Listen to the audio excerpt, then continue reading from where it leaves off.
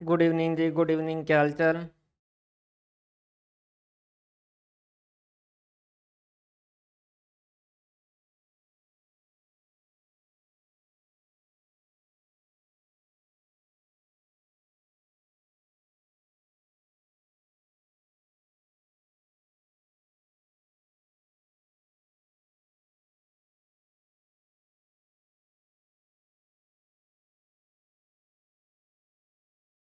Question try किए भाई?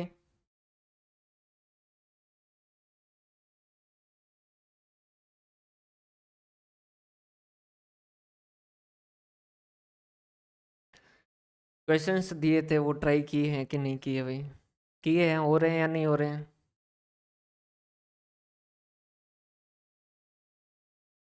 Good evening, good evening.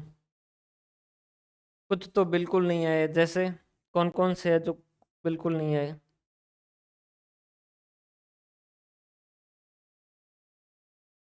चलो अभी इनको भी कंप्लीट कर देते हैं, इनके बाद ये भी हो जाएंगे।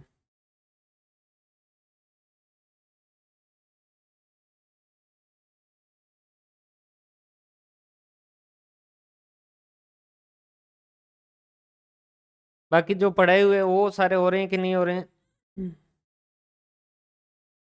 सारे हो जाएंगे, ये तो आप भी कर लेंगे। बहुत छोटे छोटे हैं।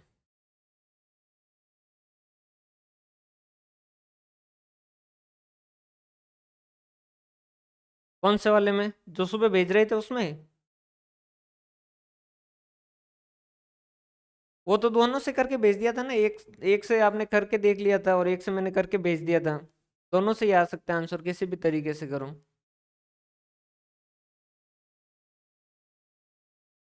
वही सेम रखो। Probability of A plus probability of B plus probability of C minus probability of A and B minus probability of B and C minus probability of A and C plus.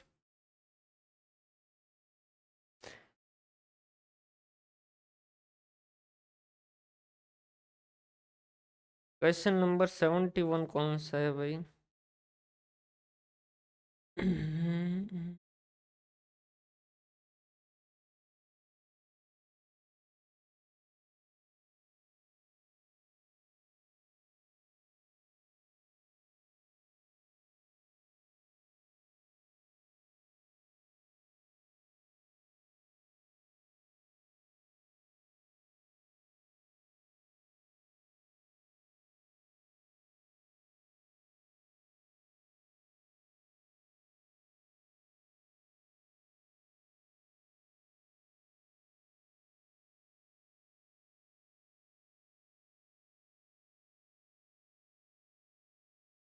Google वाला छोड़ो, Google वाला नहीं है, book वाला ही सही है ना?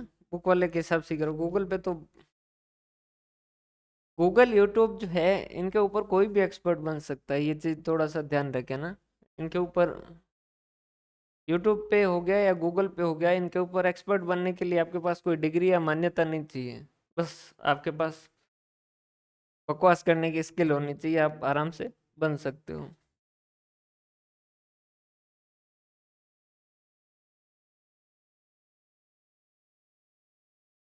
हो सकता है कोई मैथमेटिकल कैलकुलेशन में मिस्टेक हुई होगी, या फिर आप मेरे को आंसर भेज दीजिएगा व्हाट्सएप पे। मैं वापस करके भेज दूंगा आपको। और भाई बाकी सारे ट्राई करो भाई। हम्म। अब जो अपन प्रोबेबिलिटी को अपने नोट से एक बार देख लेते हैं ना।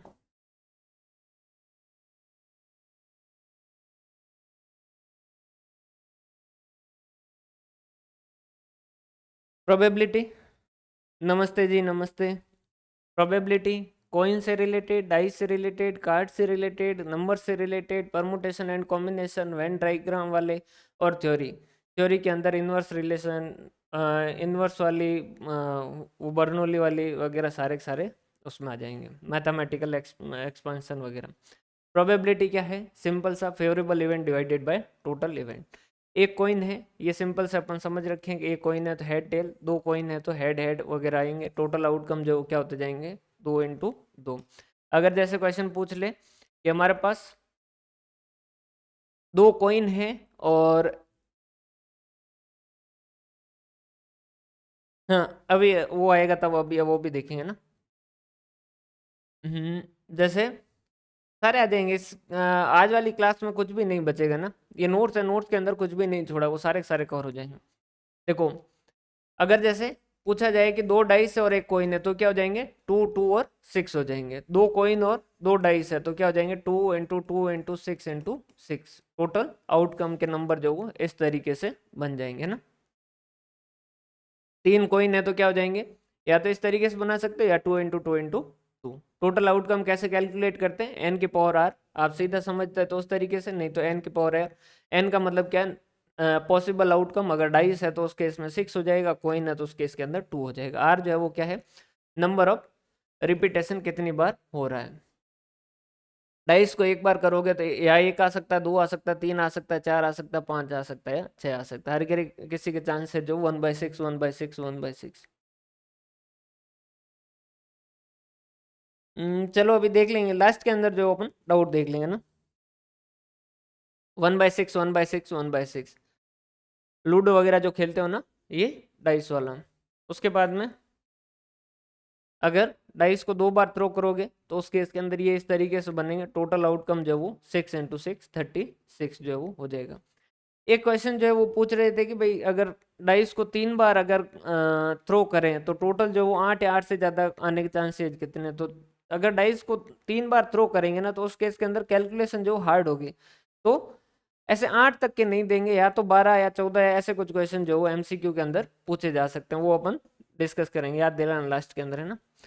तीन डाइस फेंकेंगे तो 6 इंटू 6 बारह आउटकम जो वो हो सकते हैं। दो कॉइन और एक डाइस है तो उस केस के अंदर 2 इंटू 2 इंटू 6 इस तरीके से हो जाएंगे।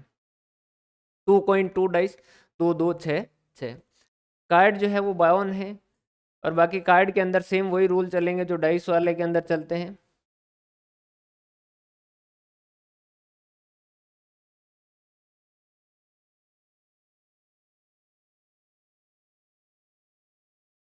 हम्म, ठीक है भाई। कार्ड जो है उनके नाम ध्यान रखिएगा। कार्ड जो 52 होते हैं, जिसमें से लाल ईंट के जो है वो 13 हो जाएंगे, लाल पान के या लाल दिल के जो है वो 13 हो जाएंगे, काली चिड़ी जो है उसे उसके 13 हो जाएंगे, स्पेड या काला हुक्म जो है उसके 13 हो जाएंगे। अब इस 13 में फिर इक्का। अब इसमें तो आपको क्या ही बताएं, आपको सारा कुछ पता तो है।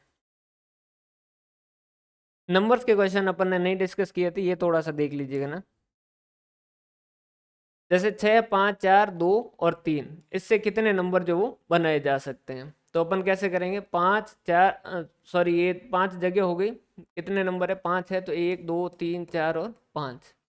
पांच नंबर है तो यहाँ कितने आ सकते हैं, पांच आ सकते हैं। यहाँ कितने आ सकते हैं, चार आ सकते हैं। यहाँ तीन आ सकते हैं, यहाँ दो आ सकते हैं और यहाँ एक आ सकते हैं। अगर जैसे क्वेश्चन कभी ये कह दे कि हमें रिपीटेशन से कोई दिक्कत नहीं है, कि रिपीटेशन भी हो सकता है किसी नंबर का, तो उस केस के अंदर क्या हो जाएंगे ये पाँच पाँच पाँच और पाँच और पाँच हो जाएंगे। समझ आ रही बात, इस तरीके से हो जाएंगे। क्लियर है, क्योंकि नंबर ऑफ रिपीटेशन अगर अलाउड है तो उस केस के अंदर जैसे पहली पोजीशन पे जो आया वो वापस दूसरी पोजीशन पे भी आ सकता है, तो वो वापस पाँच हो जाएंगे। जहाँ भी डाउट आए वहाँ पूछते रहिएगा ना। अब यहाँ पर सेकंड पूछा है, जैसे 6320 है, उससे कितने नंबर बनाए जा सकते हैं जो कि डिविजिबल हो पाँच से। अब यहाँ पर एक कंडीशन दे दी है कि भाई डिविजिबल होने चाहिए पाँच से। तो पाँच से डिविजिबल होने चाहिए मतलब कि ये एक दो तीन और चार है, तो लास्ट के अंदर पाँच से डिविजिबल होने के लिए, पाँच से डिविजिबल होने के लिए क्या चाहिए नंबर के अंदर, या तो लास्ट में जीरो हो या पाँच हो। क्लियर है, इन दोनों में से। इसमें क्या है, 632 और जीरो, जैसे जीरो है तो जीरो को तो यहाँ बिठाना कंपलसरी हो गया। अब बचे तीन और उनके लिए पोजीशन है जो तीन, तो 3 इंटू 2 इंटू 1 हो जाएगा। क्लियर है। उसके बाद में नेक्स्ट जैसे दे रखा है कि 6320 से कितने नंबर बन सकते हैं जो कि डिविजिबल हो तीन से। तो कैसे पता करते हैं कोई नंबर जो वो तीन से डिविजिबल है या नहीं है। तो हम पता करते हैं कि उन संख्याओं का जो योग है उसमें अगर तीन का भाग पूरा पूरा जाता है तो उस केस के अंदर उससे जितनी भी संख्याएं बनेगी वो सारी की सारी क्या होगी, तीन से डिविजिबल होगी। अगर इनकी संख्याओं के टोटल के अंदर तीन का भाग नहीं जाएगा तो एक भी संख्या ऐसी नहीं बन पाएगी जिसमें तीन का भाग पूरा पूरा जाएगा। तो 6+3+2+0 ये होते तीन।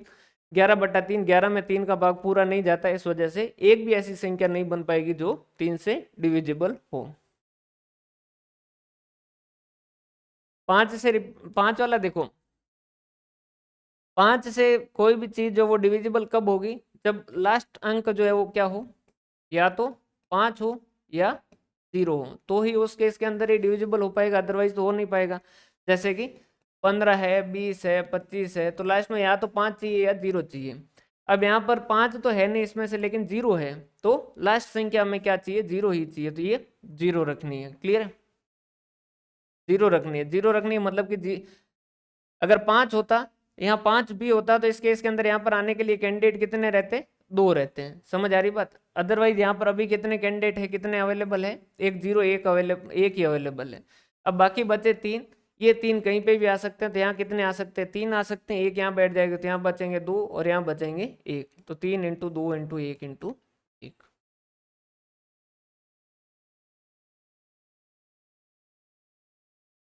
क्लियर है? मेनली इनके ही पूछे जाते हैं। दो के लिए क्या होगा, लास्ट वाला या तो 0, 2, 4, 6, 8 ये होना चाहिए। 3 के लिए सारी संख्याओं का जो योगफल है उसके अंदर 3 का भाग पूरा पूरा जाना चाहिए। उसके बाद में 5 का पूछा जाता है, 5 का पूछते हैं तो उसके अंदर जो 5 के लिए अपन क्या कहते हैं कि लास्ट संख्या जो 5 हो या 0 हो। और उसके अलावा मेनली इन्हीं का पूछा जाता है।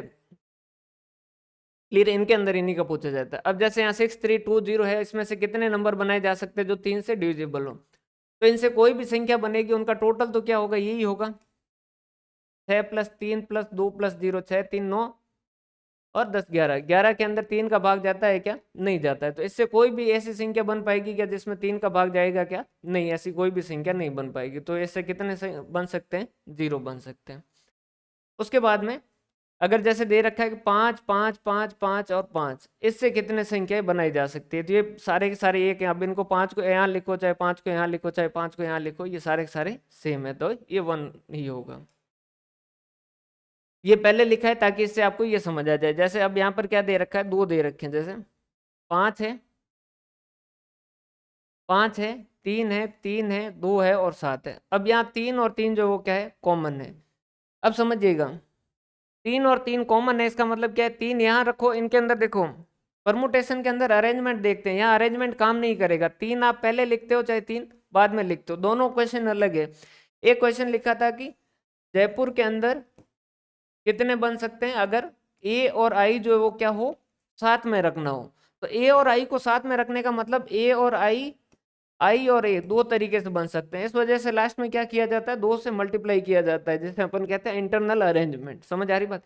लेकिन यहीं पर दो संख्या जैसे सेम ही हो, ए और ए हो, तो हमें कोई फर्क नहीं पड़ेगा ए और ए को इस तरीके से लिखो या ए और ए को इस तरीके से लिखो। समझ आ रही बात? तो यहाँ दो संख्याएं सेम है, तो उस केस के अंदर लास्ट के अंदर वापस इंटरनल अरेंजमेंट करने की जरूरत है नहीं। तो अल्टीमेटली अपने पास संख्या है कितनी, एक, ये दोनों एक जैसी है, 2 3 और 4, तो अपन क्या कहेंगे, 4 3 2 1 और 1। क्लियर है?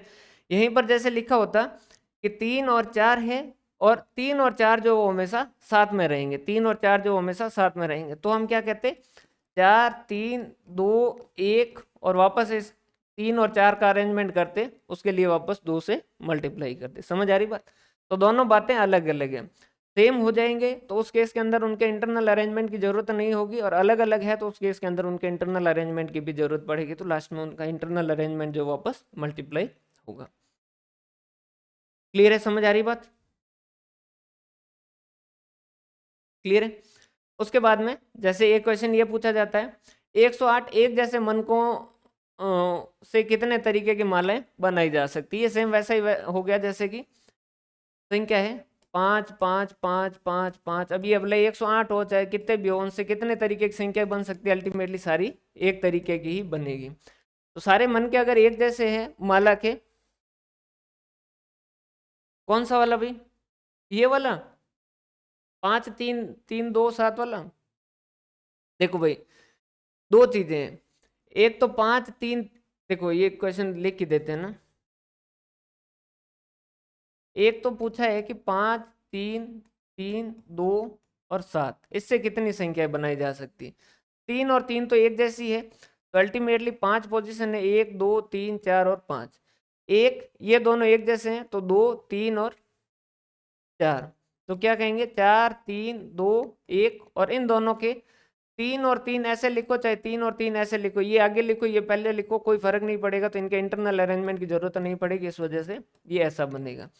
यहीं पर क्वेश्चन ऐसा बोलते हैं कि 5, 3, 4, 2 और 7, और उन्होंने कहा कि 3 और 4 को साथ रखेंगे। तो पहले तो इनको क्या करेंगे, एक जैसा मानेंगे। तो हम क्या करेंगे, 1, 2, 3, 4, मतलब एक साथ रखना है। तो अल्टीमेटली पहली पोजीशन पे आने के लिए या तो 5 आएगा, या 3, 4 आएगा, या 2 आएगा, या 7 आएगा। तो 4 कैंडिडेट अवेलेबल है, या 3 कैंडिडेट अवेलेबल है, या 2 कैंडिडेट अवेलेबल, या 1 कैंडिडेट। 3 और 4 अलग अलग है, साथ में रखना है। तो 3 और 4, 4 और 3 दोनों अलग अलग है। तो वापस उनका इंटरनल अरेंजमेंट होगा, तो लास्ट में क्या होगा, 2 से मल्टीप्लाई होगा। क्लियर। माला राउंड हुई। हाँ, माला के ये सिंपल सा क्वेश्चन था, ये यहाँ लिया। बाकी आगे जो राउंड टेबल वाले हैं वहां पर 1/2 वाला वगैरह सारे के सारे वहां देखेंगे। क्लियर है। 108 एक जैसे माला है, मन के हैं। तो एक जैसे मनकों से, तो चाहे आप पहले मनके को किसी को आगे रखो, किसी को पीछे रखो, कोई भी तरीके का अरेंजमेंट रखो, अल्टीमेटली माला तो जो है वो वैसी की वैसी दिखेगी, कोई भी फर्क पड़ेगा नहीं। तो कितने तरीके से बनाई जा सकती है, एक ही तरीके से। अगर सारे मनके जो वो एक एक ही जैसे हैं, तो किसी मनके को पहले रखो, किसी मनके को 5वें पे रखो, किसी को 50वें पे रखो, कोई भी फर्क नहीं पड़ेगा। समझ आ रही बात।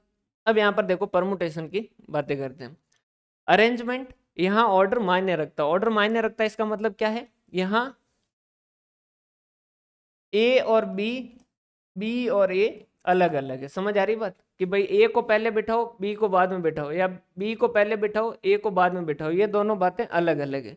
यहीं पर जब कॉम्बिनेशन में बात करेंगे ना, तो वहां पर लिखा है ऑर्डर मायने नहीं रखता। वहां पर ए और बी, बी और ए जो है वो क्या है, सेम है। वहां बात किसकी होगी, सिलेक्शन की होगी, कि ए सेलेक्ट होगा या नहीं होगा, बी सेलेक्ट होगा या नहीं होगा। वहां पर इस चीज से फर्क नहीं पड़ेगा कि ए पहले आएगा या बी पहले आएगा।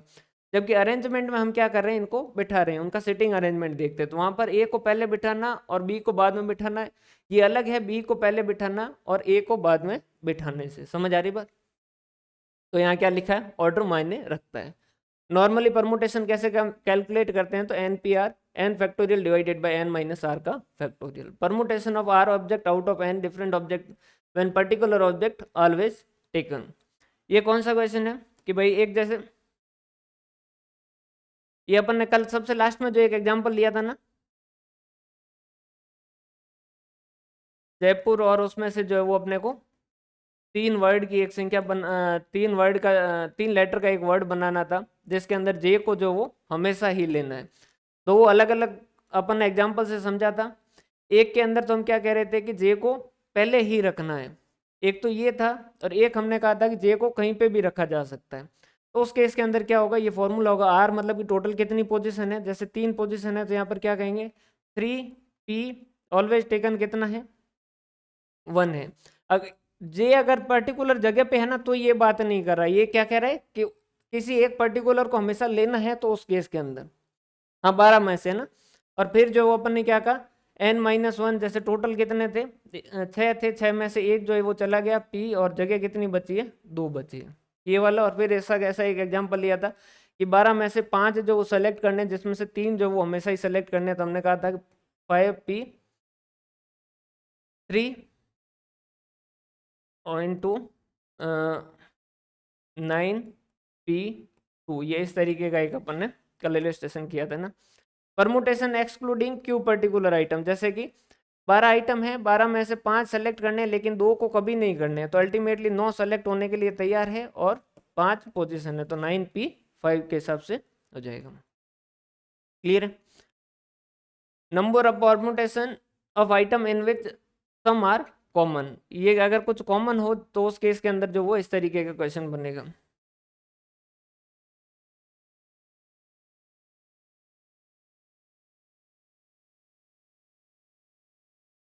ये यहाँ इनके जो वो एग्जाम्पल दे रखे हैं आगे ना, कोई ऐसी दिक्कत वाली बात नहीं। हम्म।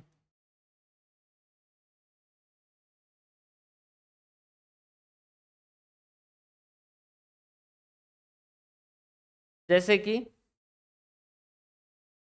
ये कौन सा है, स्टेटिस्टिक्स वाला है ना, या फिर जिसे हम कह सकते हैं गंगापुर, जो है वो अपन ने इलिस्ट्रेशन किया था। तो गंगापुर में क्या कहेंगे, 1, 2, 3, 4, 5, 6, 7 और 8। तो कैसे कैलकुलेट करेंगे, 8 का फैक्टोरियल डिवाइडेड बाय कॉमन कितने हैं, एक तो जे और जी कॉमन है तो 2 का फैक्टोरियल, और एक ए कॉमन है तो ये क्या हो जाएगा 2 का फैक्टोरियल। यहाँ बात करें तो 1 2 3 4 5 6 7 8 9 और 10, तो हम क्या कहेंगे 10 का फैक्टोरियल डिवाइडेड बाय एस और एस 3 कॉमन है तो ये हो गए 3 फैक्टोरियल। उसके बाद में जो है वो टी टी और टी, तो ये 3 फैक्टोरियल, और क्या है आई और आई, तो 2 फैक्टोरियल। क्लियर है ये इनके। अब सर्कुलर के अंदर यहाँ समझिएगा, देखो नॉर्मली हम राउंड टेबल पे जब भी बैठाते हैं ना, तो जैसे ये राउंड टेबल पे बैठाते हैं ना, तो हमने कहा कि भाई 3 है, जैसे ए बी और सी है, तो हम क्या कहते हैं ए बी और सी 3 है, तो हम कहते हैं कितने तरीके से बिठा सकते हैं, तो हम कहते हैं कि 3 माइनस 1 का फैक्टोरियल 2 का फैक्टोरियल। क्लियर है। तो हमने जैसे 3 के अंदर अगर हमने यहाँ बात करें तो हम क्या क्या परमुटेशन बना सकते हैं, ए बी सी और ए सी बी, उसके बाद में बी ए सी और बी सी ए, फिर सी बी ए और सी ए बी। क्लियर है। अब राउंड यहाँ तो नॉर्मली कॉम्बिनेशन कितने बन रहे हैं, 6 बन रहे हैं, लेकिन जब हम यहाँ पर राउंड टेबल पे बैठाएंगे तो जैसे ए बी सी ये वाला, बी बी सी ए ये वाला, और सी ए बी ये वाला, ये जो है ये सारे के सारे क्या है, मैंने ज़्यादा तो नहीं लिख दिए,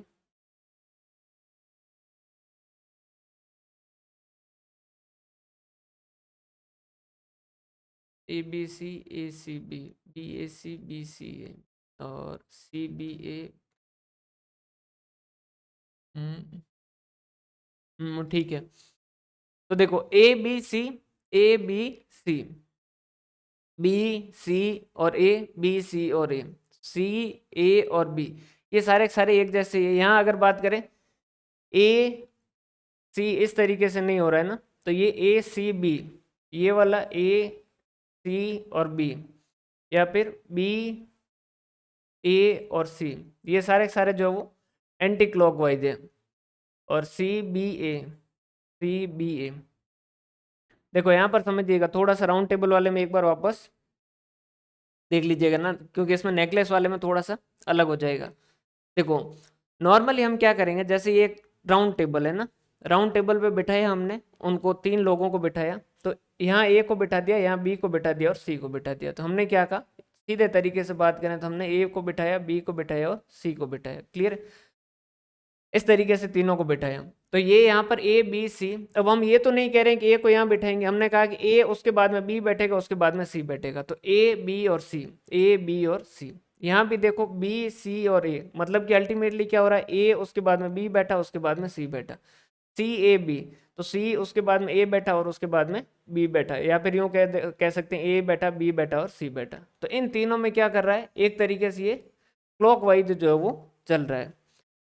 इन वालों में क्या कहें, अगर टोटल की बात करें तो ए सी और बी, तो यहाँ क्या चल रहा है एंटी क्लॉकवाइज, कि ए उसके बाद में बैठा सी, उसके बाद में बैठा बी, सी बी ए, सी उसके बाद में बैठा बी और उसके बाद में बैठा ए, मतलब कि ए सी बी, ये भी क्या है एंटी क्लॉकवाइज है, और सी बी और ए, तो ये भी क्या बैठा एंटी क्लॉकवाइज।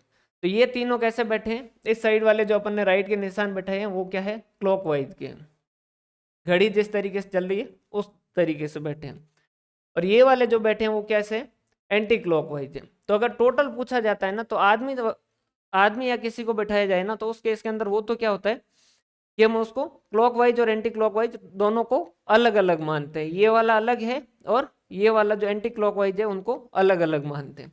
लेकिन जब केस नेकलेस का आ जाता है, तो नेकलेस के अंदर जैसे ये नेकलेस में ये ए मन का है, ये बी मन का है और ये सी मन का है।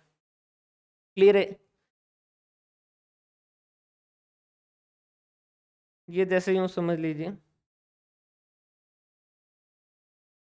ये कोई माला है जिसके अंदर यहाँ ए बैठा है, यहाँ बी बैठा है और यहाँ सी बैठा है। क्लियर है। टेबल के अंदर तो अपन टेबल को यूं नहीं कर सकते, लेकिन जैसे ही अपन माला को यूं कर देंगे तो अल्टीमेटली क्या हो जाएगा, जैसे यहाँ ए बैठा है, यहाँ बी बैठा है और यहाँ सी बैठा है, जैसे इसको अपन क्या करेंगे, यूं करेंगे तो सी उधर चला गया और बी इधर आ गया, और अल्टीमेटली ये क्या हो जाएगा, एंटी क्लॉकवाइज वाला केस बन जाएगा। समझ आ रही बात? तो माला के केस के अंदर क्या हो जाता है, दोनों एक ही माला है, उसको वापस क्या करोगे, इधर से मोड़ोगे तो वो सेकंड वाले केस बन जाएंगे एंटी क्लॉकवाइज, और इधर से करोगे तो क्लॉकवाइज बन जाएंगे। तो जब भी नेकलेस वगैरह के केस आते हैं तो उसके अंदर अल्टीमेटली क्या किया जाता है, 1/2 किया जाता है। और आदमी जो है, अब आपके दिमाग के अंदर ये भी आएगा, सर आदमियों को भी तो ऐसा किया जा सकता है। आदमियों को अगर इस तरीके से टेबल है और पूरे टेबल को अगर यूं कर दोगे तो सारे के सारे कहाँ चले जाएंगे, शीर्षासन में चले जाएंगे। तो उस केस के अंदर इस तरीके से नहीं किया जा सकता, लेकिन नेकलेस के केस के अंदर नेकलेस एक ही तरीके से बनेगा, उसको अगर इस तरीके से पहन लोगे तो क्या हो जाएगा, ये बी इधर आ जाएगा सी की जगह और सी कहाँ चला जाएगा, बी की जगह। तो जब नेकलेस के केस के क्वेश्चन आएंगे तो वहां पर क्या होगा, 1/2 होगा। ये वाला पॉइंट समझ आया क्या भाई? देखो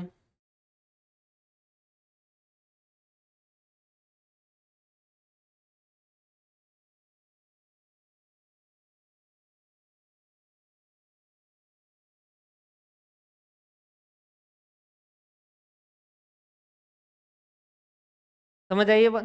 तो नेकलेस के केस के अंदर, नेकलेस गजब है भाई, समझ आ रही बात। तो नेकलेस के केस में क्या हो जाएगा, ये 1/2 हो जाएगा।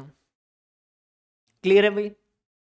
नॉर्मली राउंड टेबल के अंदर क्या हो जाएगा, n-1 हो जाएगा, और क्लॉकवाइज और एंटी क्लॉकवाइज के हिसाब से जो 1/2 हो जाता है। तो ये वाला केस जो है, ये कौन सा है, ये नेकलेस वाले केस है। समझ आ रही बात? अब इसके आगे छोटे छोटे इलस्ट्रेशन जो बना रखे हैं, जैसे कि जयपुर से कितने तरीके से अरेंज किया जा सकता है, तो ये आपको पता ही है। ए और आई को अगर साथ रखना है तो उस केस के अंदर क्या होगा, देखो यहाँ पर देखिए, in how many ways can 2 prizes be awarded to 5 candidate if both the prizes may not be given to same person. तो उस केस के अंदर देखो, दो अवार्ड है, दो अवार्ड है और 5 लोग हैं, तो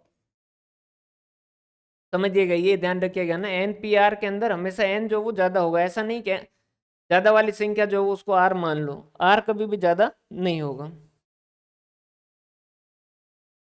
नेकलेस के केस के अंदर नेकलेस क्वेश्चन पूछेगा तो उस केस के अंदर आपको क्या करना है, 1/2 करना है। या माला वगैरह इस तरीके का पूछे तो उस केस के अंदर उसको 1/2 करना है। आदमी वगैरह पूछते हैं तो उस केस के अंदर 1/2 नहीं करना है, क्योंकि आदमियों को जो है वो सीधा इस तरीके से टेबल को उल्टा नहीं किया जा सकता, जबकि नेकलेस वगैरह जो हो वो एक ही तरीके से बना हो, उसको इस तरीके से जो क्या जाएगा।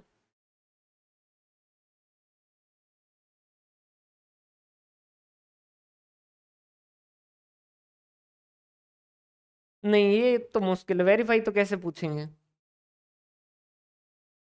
डिजिट देंगे, संख्या तो देनी पड़ेगी ना। वेरीफाई तो अगर पूछे तो आप नोटबुक के अंदर जो वेरीफाई करके आंसर में लिख देना, वेरीफाई कर लिया मैंने। समझ आ रही बात? ऑब्जेक्टिव के अंदर आपसे वेरीफाई कैसे पूछ सकते हैं वो, ये आपके लिए एक एडवांटेज है।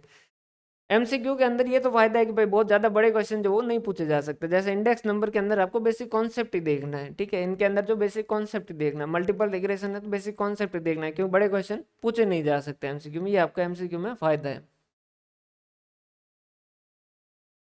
क्लियर है? जैसे कंसोलिडेशन है, कंसोलिडेशन अगर सीए फाइनल पढ़ाना हो तो उस केस के अंदर जो महीने पर पढ़ाना पड़ता है, जबकि यहाँ कंपटीशन के लिए पढ़ाना है तो 2-3 घंटे में वो कंसल्टेशन पूरा हो जाता है। क्यों? क्योंकि बड़े क्वेश्चन कभी पूछे नहीं जा सकते उसमें। क्लियर है? तो भाई देखो, वो कह रहा है कि एक आदमी को 2 प्राइज नहीं दिए जा सकते, तो पहले प्राइज के लिए 5 लोग हैं, दूसरे प्राइज के लिए कितने लोग अवेलेबल होंगे, 4 ही अवेलेबल होंगे। क्यों? क्योंकि दूसरे वाले केस के अंदर दूसरे वाले प्राइज के लिए एक, जैसे जिसको पहली बार पहले वाले को दे दिया है उसको वापस दूसरी बार नहीं दिया जा सकता। लेकिन यहीं पर पूछे कि नहीं, हम पहले वाले को भी दूसरी बार दे सकते हैं, तो यहाँ भी 5 कैंडिडेट होंगे और यहाँ भी 5 कैंडिडेट अवेलेबल होंगे अवार्ड लेने के लिए।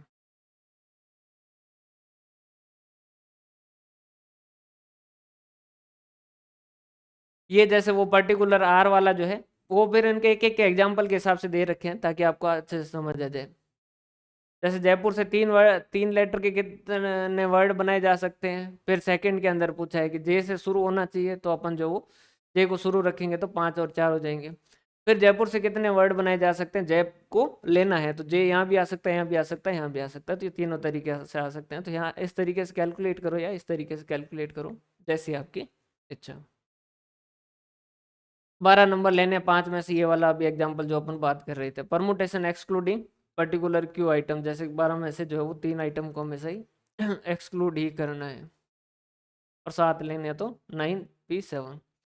फिर ये जो है इन विच सम आर कॉमन, ये गंगापुर वाला और स्टेटिस्टिक्स वाला, ये इस तरीके से दे रखेंगे भाई, इसके बाहर आपको कुछ भी देखने की जरूरत नहीं, ये वाले एक बार एग्जाम्पल कर लीजिएगा यहाँ से, फिर आपके सारे एग्जाम्पल हो जाएंगे ना। उसके बाद में सर्कुलर परमुटेशन n-1, और ये क्लॉकवाइज और ये राउंड टेबल है, आदमियों को बैठाना है तो 8 - 1 7 हो जाएगा। और उसके बाद में अगर 7 मेंबर है और उसमें से 3 लोग हैं उनको साथ में बैठाना है तो बाकी बचे 7 है, तो 7 में से जो है वो 1 2 3 4 5 6 और 7 है, लेकिन वो कह रहे हैं कि 3 लोग जो है वो साथ बैठेंगे, तो अल्टीमेटली पहले कितनों को बैठाना है, 7 में से 4 ये है और 3 ये साथ में, तो अल्टीमेटली पहले कितनों का, 5 को बैठाना है, तो 5 - 1 राउंड टेबल है तो 5 - 1 का फैक्टोरियल, फिर जो 3 को बैठाना है, अब 3 को बैठाना है तो 3 को वापस राउंड टेबल पे किसी भी तरीके से बैठा सकते हैं, 3 - 1 का फैक्टोरियल। इसका एक जैसा जैसा क्वेश्चन है, लेकिन वो थोड़ा सा, हाँ वो आ जाएगा, एक भी नहीं छूटा है, इसके बाहर कुछ भी नहीं है आपको, यहाँ के बाद में कुछ भी देखने की जरूरत नहीं। अब देखो एक आगे क्वेश्चन जो है वो कैसा है कि 7 मेल है और 7 फीमेल है, 7 मेल है और 7 फीमेल है। अब उन्होंने कहा था कि 7 मेल को बिठाओ, तो हमने कहा कि 7 - 1 का फैक्टोरियल, और फिर उन्होंने कहा कि 7 फीमेल को बैठाना है, लेकिन 2 फीमेल जो है वो कभी भी साथ नहीं बैठे, तो उस केस के अंदर वापस हमने क्या किया था, पूरा का पूरा 7 फैक्टोरियल लिया था। समझ आ रही बात। लेकिन यहाँ पर क्या है, क्योंकि फिर जो है जैसे ये राउंड टेबल है, इसके ऊपर 1 2 3 4 5 6 और 7, अब 7 जगह जैसे इसको 1 2 3 4 5 6 और 7 इनको बिठा के इनके बीच में किया जाता है, तो उस केस के अंदर वो एक एक्सेप्शन के तरीके से काम करता है, उसमें ध्यान रखना ये इस तरीके से काम करेगा। जबकि 7 वाला हो चाहे बाकी कुछ भी हो, तो उस केस के अंदर जो क्या होगा, 3 - 1 वाला ही काम करेगा। क्लियर है। ये जैसे मन को वाला आ गया, जिसके अंदर 7 फैक्टोरियल हो जाएगा, /2 हो जाएगा। आगे है क्वेश्चन, ये यहाँ पर आ जाएगी। जैसे देखो, इन हाउ मेनी वेज कैन, ये एक एक्सेप्शन की तरह काम करता है, समझिएगा भाई। 7 औरतें हैं और 7 आदमी हैं, उनको राउंड टेबल पर बैठाना है, इनको राउंड टेबल पर बैठाना है, 1 2 3 4 5 6 और 7, ठीक है, टोटल 14 हो गए, 7 और 7 ये। लेकिन वो कह रहे हैं कि 2 औरतें कभी भी साथ में नहीं बैठनी चाहिए, तो एक औरत को आप यहाँ बिठाओगे तो दूसरी को यहाँ बिठाओगे, तीसरी को यहाँ बिठाओगे, चौथी को यहाँ बिठाओगे, पांचवी को यहाँ बिठाओगे, छठी को यहाँ बिठाओगे, सातवीं को यहाँ बिठाओगे। उस वाले केस में क्या था, समझिएगा, ऊपर वाले केस के अंदर जो -3 1 हुआ और इसमें 3 - 1 हुआ, और इसमें क्यों नहीं हुआ, देखो उसमें क्या था, 1 2 3 4 और 5, इस 5 के अंदर क्या था, ये यहाँ पर 3 लोग थे, एक जो था वो हेड था, एक जो था वो मिनिस्टर था, और एक जो था वो डेप्यूटी मिनिस्टर था। इन तीनों का वापस क्या होगा, राउंड के जैसा काम करेगा, और फिर वापस 3 - 1 होगा। जबकि यहाँ पर इनको बैठाने के लिए जो जगह बची है वो कौन सी है, इनके बीच वाली, क्योंकि 2 औरतें कभी भी साथ में नहीं बैठेगी, तो फिर वापस इनका क्या होगा, ये इस तरीके से होगा। तो उस केस के अंदर, इस वाले केस, ये एक एक्सेप्शन की तरह काम करता है, इसके अंदर -1 नहीं होगा, ये थोड़ा सा ध्यान रखिएगा।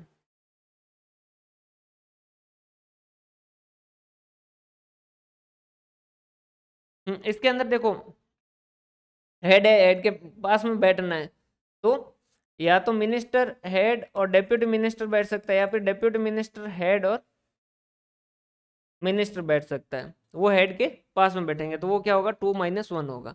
यहाँ पर ऐसा इनके बीच में कुछ भी नहीं है, नॉर्मली जो है,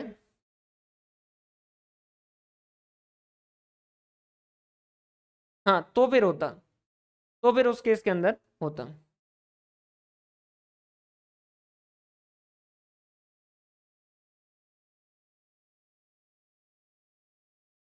ठीक है। जैसे इनको बिठाना होता तो नॉर्मली अपन क्या करते हैं, अगर जैसे ऐसा कुछ भी नहीं दे रखा होगा, देखो दो तीन तरीके क्वेश्चन बन सकते थे, समझिएगा दोनों तीनों तरीके।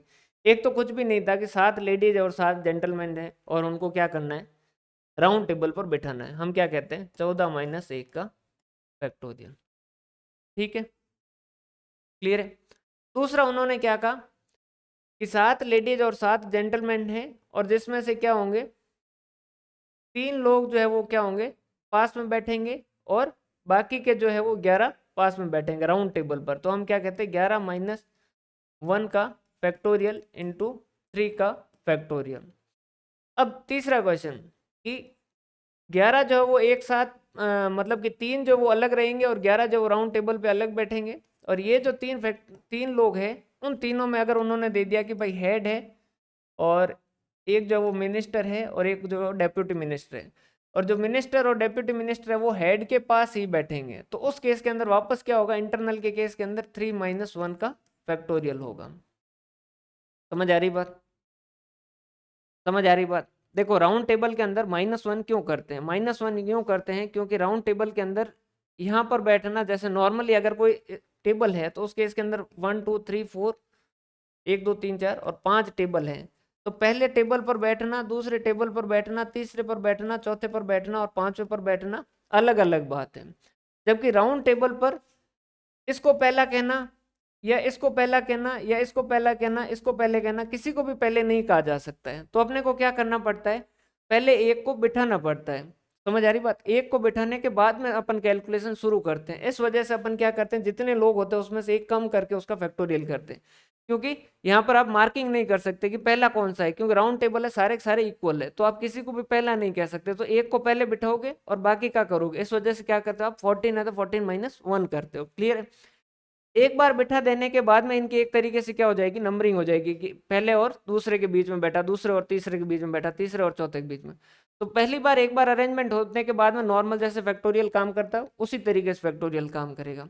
यहाँ पर उन्होंने क्या कहा, मिनिस्टर हेड और डेप्यूटी मिनिस्टर वाले केस के अंदर क्या कहा था कि ये मिनिस्टर और डेप्यूटी मिनिस्टर जो है वो क्या करेंगे, हेड के पास ही बैठेंगे। हेड के पास ही बैठेंगे मतलब इनके जो कॉम्बिनेशन कितने बन सकते हैं, 2 ही कॉम्बिनेशन बन सकते हैं। इस वजह से उनका वापस क्या किया गया था, 3 - 1 फैक्टोरियल किया गया। समझ आई ये बातें।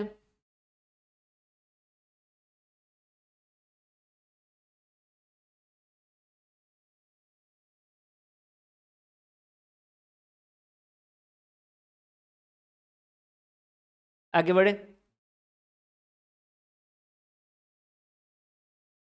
अब इसके बाद में कॉम्बिनेशन सिलेक्शन करना होता है और इसके अंदर ऑर्डर जो है वो कोई भी रिलेवेंट नहीं है। हमें ऑर्डर से कोई फर्क नहीं पड़ता कि पहले कौन आया दूसरा कौन आया।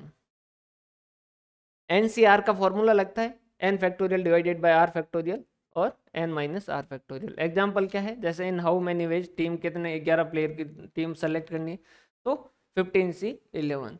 जैसे कि टोटल अभी ड्रीम 11 चल रहा है, तो ड्रीम 11 आपसे कोई पूछ ले कि 22 में से 11 प्लेयर सेलेक्ट करने हैं तो कितनी टीमें बन सकती है, तो आप क्या कहोगे, 12 C 11। तो आप सॉरी 22 C 11, तो 22 factorial divided by 11 factorial 11 factorial. ठीक है, सिंपल सा कैलकुलेशन, सीधा समझना हो ना तो इसको एग्जाम के अंदर इतना टाइम तो लगाओगे नहीं। जैसे 5 फैक्टोरियल 5 C 3 है, तो ऊपर तो 5 और नीचे इसके 5 के 2 टुकड़े, एक तो 3 का फैक्टोरियल और एक 2 का फैक्टोरियल।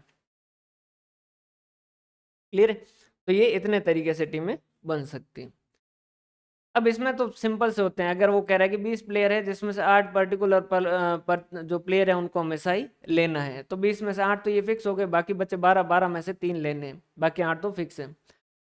ऑलवेज एक्सक्लूडेड, अगर उन्होंने कह दिया कि 8 जो है वो रद्दी है, बेकार है, उनको नहीं लेना है, तो बाकी बच्चे 12, 12 में से 11 लेने हैं। ये थोड़ा सा समझिएगा, ये एक अलग पॉइंट है। For division of MNP item in the group of MNP item, जैसे कि आपके पास क्वेश्चन इस तरीके से पूछा गया कि भाई आपके पास 20 मैंगोज है और 2 क्वेश्चन होते हैं। एक तो 3 ग्रुप है, जैसे एक 3 ग्रुप है, एक ग्रुप के अंदर जो वो 8 लोग हैं और एक ग्रुप के अंदर जो वो 8 दूनी एक और 7 मैंगोज है और एक में सॉरी 5 आदमी लोग हैं और एक में 5 लोग हैं। तो उन्होंने कहा कि इसमें ये जो मैंगोज है इन तीनों ग्रुपों में कितनी तरीके से बांटे जा सकते हैं। सिंपल सा है, कुछ भी नहीं है। देखो टोटल जितने ग्रुप है ना उनका ऐड करना, 8 7 और 5 इतने लोगों में बांटने हैं। और ग्रुप कौन कौन से, एक तो 8 का ग्रुप है, एक 7 का ग्रुप है और एक 3 का ग्रुप है। ये सिंपल सा इस तरीके से सॉल्व हो जाता है। जैसे कि 3 ग्रुप है, एक में m लोग है, एक में n लोग है और एक में p लोग है। तो m n और p जितने हैं डिवाइडेड बाय क्या कर दोगे, m फैक्टोरियल n फैक्टोरियल और p फैक्टोरियल। तो ये क्या हो जाएंगे, इतने नंबर ऑफ तरीके आ जाएंगे जिसमें क्या किया जा सकता है, इन ग्रुप के अंदर ये बांटे जा सकते हैं। दूसरा क्वेश्चन इस तरीके से हो सकता है, जैसे कि 18 मैंगोज है और उस केस के अंदर जो है वो 3 ग्रुप में बांटना है और तीनों ग्रुप के अंदर जो कितने 6 लोग हैं, 6 लोग हैं और 6 लोग हैं। इसे कहते हैं कि इंटरचेंजेबल। अगर ये जो ग्रुप है वो इंटरचेंजेबल है, क्योंकि यहाँ भी 6 लोग हैं, यहाँ भी 6 लोग हैं और यहाँ भी 6 लोग हैं। तो सेम वैसा वैसा चलेगा कि 6 + 6 + 6 टोटल ये 18 लोगों का ग्रुप है डिवाइडेड बाय 6 का फैक्टोरियल, 6 का फैक्टोरियल और 6 का फैक्टोरियल। लेकिन यहाँ एक चीज और अलग से हो जाएगी एक्स्ट्रा, वो ये कि ये और ये तीनों ग्रुप भी आपस में क्या हो सकते हैं, इंटरचेंज हो सकते हैं। तो इनका एक इंटरनल अरेंजमेंट और होगा जिसे अपन किस तरीके से करेंगे, 3 ग्रुप है तो 3 का फैक्टोरियल। क्लियर है, समझ पा रहे हो बात।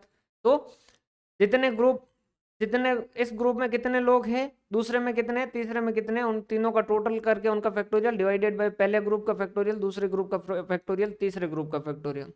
अगर ये इंटरचेंजेबल होगा तो जितने नंबर ऑफ ग्रुप है उसका फैक्टोरियल वापस क्या करेंगे, मल्टीप्लाई करेंगे, उसे क्या कहेंगे, इंटरनल अरेंजमेंट जो वो कहेंगे। ये पहला जो वो नॉट इंटरचेंजेबल है और दूसरा वाला इंटरचेंजेबल वाले ग्रुप के अंदर, दूसरा जो है वो एक एग्जांपल नॉट इंटरचेंजेबल वाला दे रखा है। क्लियर है भाई।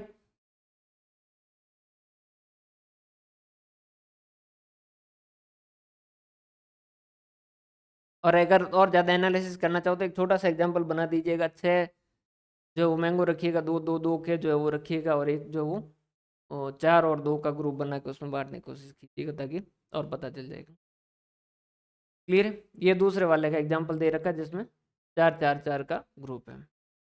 ये फिर एग्जाम्पल जो दे रखे हैं ये आपको करवा रखे हैं कि एक कमेटी बनानी है, 7 इंडियन और 4 जापानीज है, उससे 5 की एक कमेटी बनानी है। कितने तरीके से बनाई जा सकती है अगर सारे इंडियन लिए जाए, या केस भी दे रखे कि एटलीस्ट 2 जापानीज लिए जाए।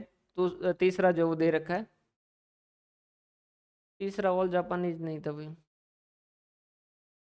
अच्छा 2 ही है ना, सॉरी, ऑल इंडियन और एटलीस्ट 2 जापानी। ऑल इंडियन है तो उस केस के अंदर तो कुछ भी नहीं है, ऑल इंडियन हो गया। और जापानीज जो कितने हो जाएंगे, जापानीज 0 ही है, तो ये जापानीज कितने भाई, 4 4C 0, 4C 0, 4C 0 वैसे ही क्या हो जाएगा, 4 का फैक्टोरियल डिवाइडेड बाय 0 का फैक्टोरियल और 4 का फैक्टोरियल। तो ये लिखो चाहे मत लिखो कोई फर्क नहीं पड़ेगा। समझ आ रही बात, क्लियर है। इसी वजह से साथ साथ इलिस्ट्रेशन लिखे हुए ताकि आपको जो भी क्वेश्चन करो, मतलब जो कॉन्सेप्ट है उसके साथ साथ क्वेश्चन करोगे तो आपका क्लियरिटी ज़्यादा अच्छे से होगी। दूसरे में लिखा है ये वाला भाई 2014 वाला जो ABST वाला क्वेश्चन पेपर था ना, उसके अंदर ये वाला क्वेश्चन था, ये वाला पूछा गया था, एटलीस्ट 2 जापानीज। एक ही ढंग का क्वेश्चन था स्टेट्स पूरे में से, वो ये वाला था, एटलीस्ट 2 जापानीज। 2 जापानीज मतलब कि क्या हो सकता है कि 5 की करनी है तो 2 Japanese 3 Indian, 3 Japanese 2 Indian, 4 Japanese और 1 इंडियन। 5 जापानीज हो नहीं सकते, तो बस ये 3 ही केस बनेंगे ना। तो ये इनको करोगे तो ये इस तरीके से सॉल्व हो जाएगा। उसके बाद में इसके ऊपर जो वो बॉल्स वाले क्वेश्चन है ये अपन ने किए हुए क्लास वाला सेम एग्जांपल है, इसको देख लीजिए। ये तीनों एग्जांपल अपन ने क्लास में सारे के सारे डिस्कस कर रखे हैं। ये विद रिप्लेसमेंट और विदाउट रिप्लेसमेंट वाला है, सेम जो अपन ने किए थे।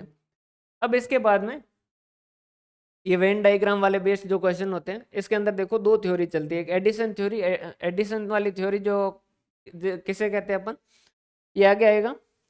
अपन जब पढ़ेंगे अलग अलग जो थ्योरीज पढ़ेंगे कौन कौन सी दी है, तो ये कौन सी है एडिशन वाली theory, probability of A union B.